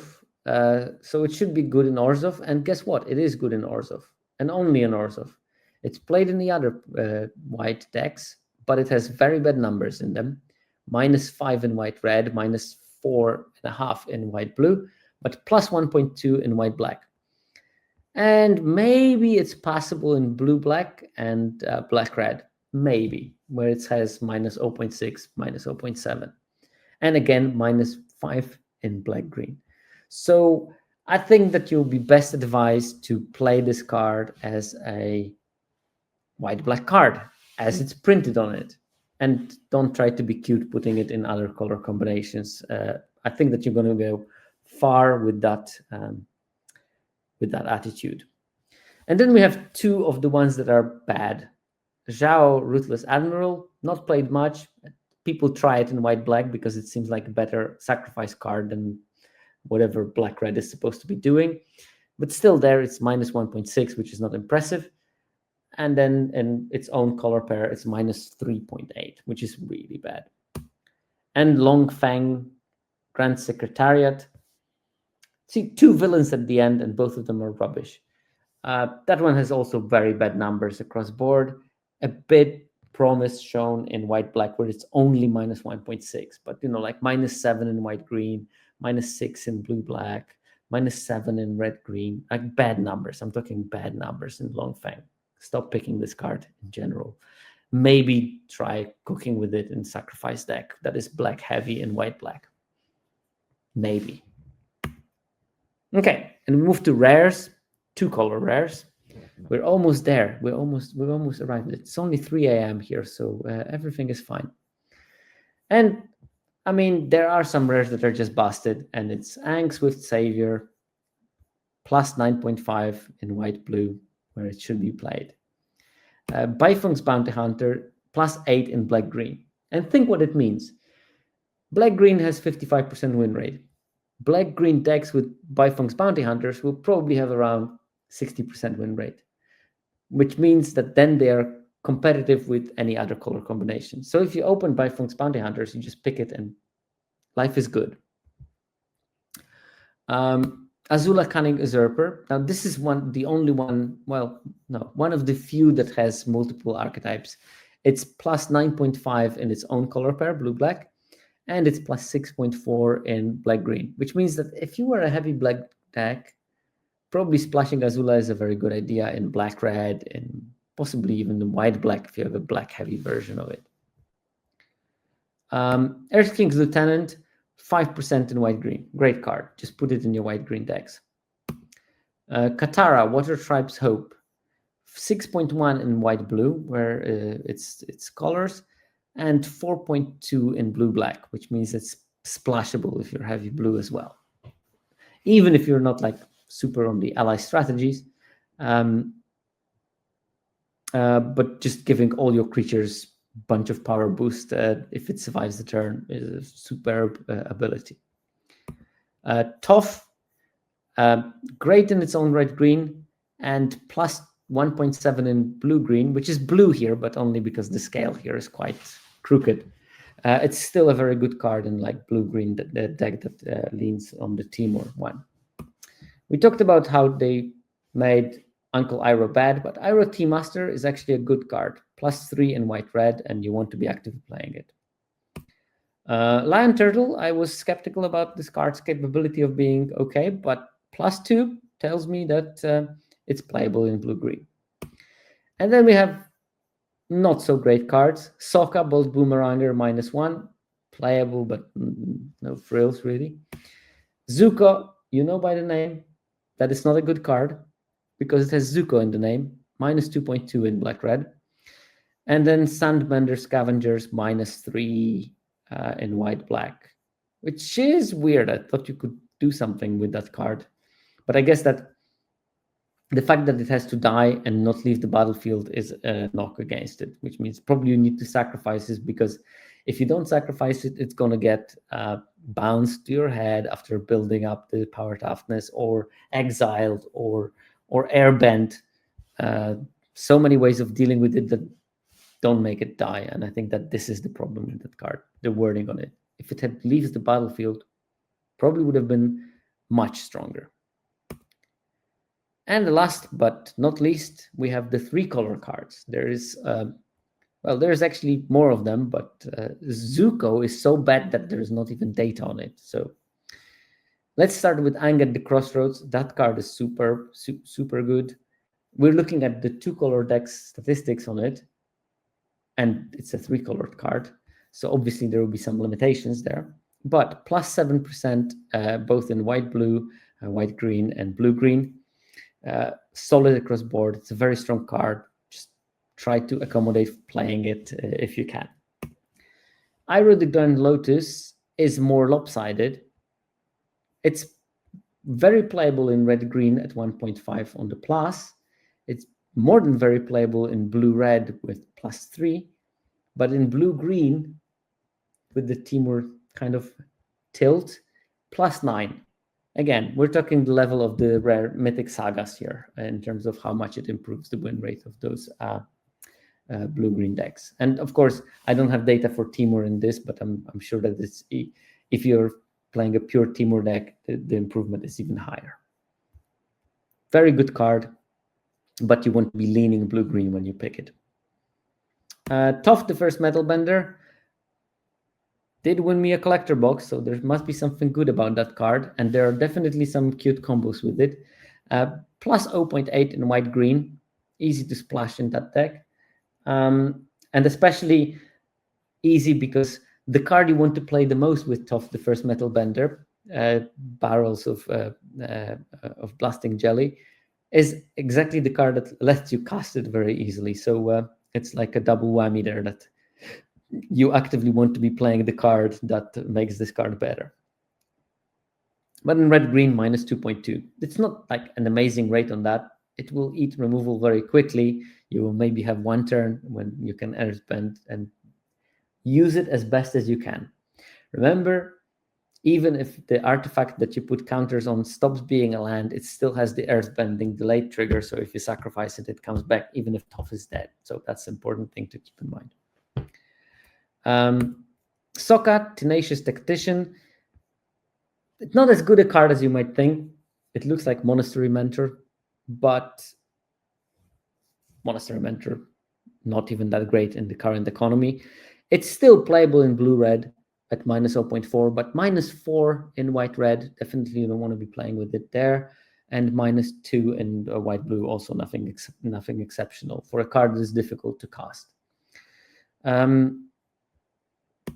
Katara the Fearless, I did some beautiful things with it. I made the double activations of all 3 modes of King Boomy. I made multiple spirit tokens from my black-blue signpost uncommon. But the reality is it's a sort of a win more card that is hard to cast. And that's the problem that it runs into. It only has the numbers from white-green, but it's minus 3%. I think that it works in Constructed when you have Cavern of Souls and Jasmine Tea Shops all across the board, and casting any ally is super easy. But in Limited, it's too hard to cast for too little of an upside. And it is the friend of the good times, where it works good when you're already winning anyway. And another card that people say that, oh, it's amazing for me, and people that I respect the opinion of, also LSV likes it. But the numbers say otherwise. Firelord Azula has minus 5% win rate in both blue-red and black-red, where you would expect it to be good. And there's not enough numbers in blue-black, which is a bit surprising. Maybe if I would have checked today and not yesterday, there would have been enough numbers there already. But as is, there is not. I think that maybe this card suffers a bit from misplaying with it. I think that people will too happily jam it on turn 4 and then hope that they untap with it and never untap with it. But you do require jumping through hoops with it. I think that the best way of playing this card is Play it turn 5, keep the octopus form to protect it, eat the removal, give it hexproof with octopus form, and then you attack on the next turn and you cast, like, I don't know, Lost Days or something else, and you get a ton of value from that. And I think if you play it better, then the card might be actually better, but it seems that this is just not good enough. Oh, Rex Cognitans. This is a good recipe. Fire Azula, 2 of them, and Noble Tutor, and give it lifelink on top of that, and then do some nice things. I'm not saying that those cards are unplayable. It's just I think that they should require more building around that people admit it needs, because you need fixing to cast it, good situation on board to play it, clean attack to be able to attack, and the right lesson in your hand to copy. And this is a lot of requirements. Not lesson, but instant speed spell. Yeah. Ooh, you can copy flesh creatures. How can we abuse that in constructed? But okay, maybe I'll leave it for tomorrow, because 3 a.m. on the clock, I can finish off.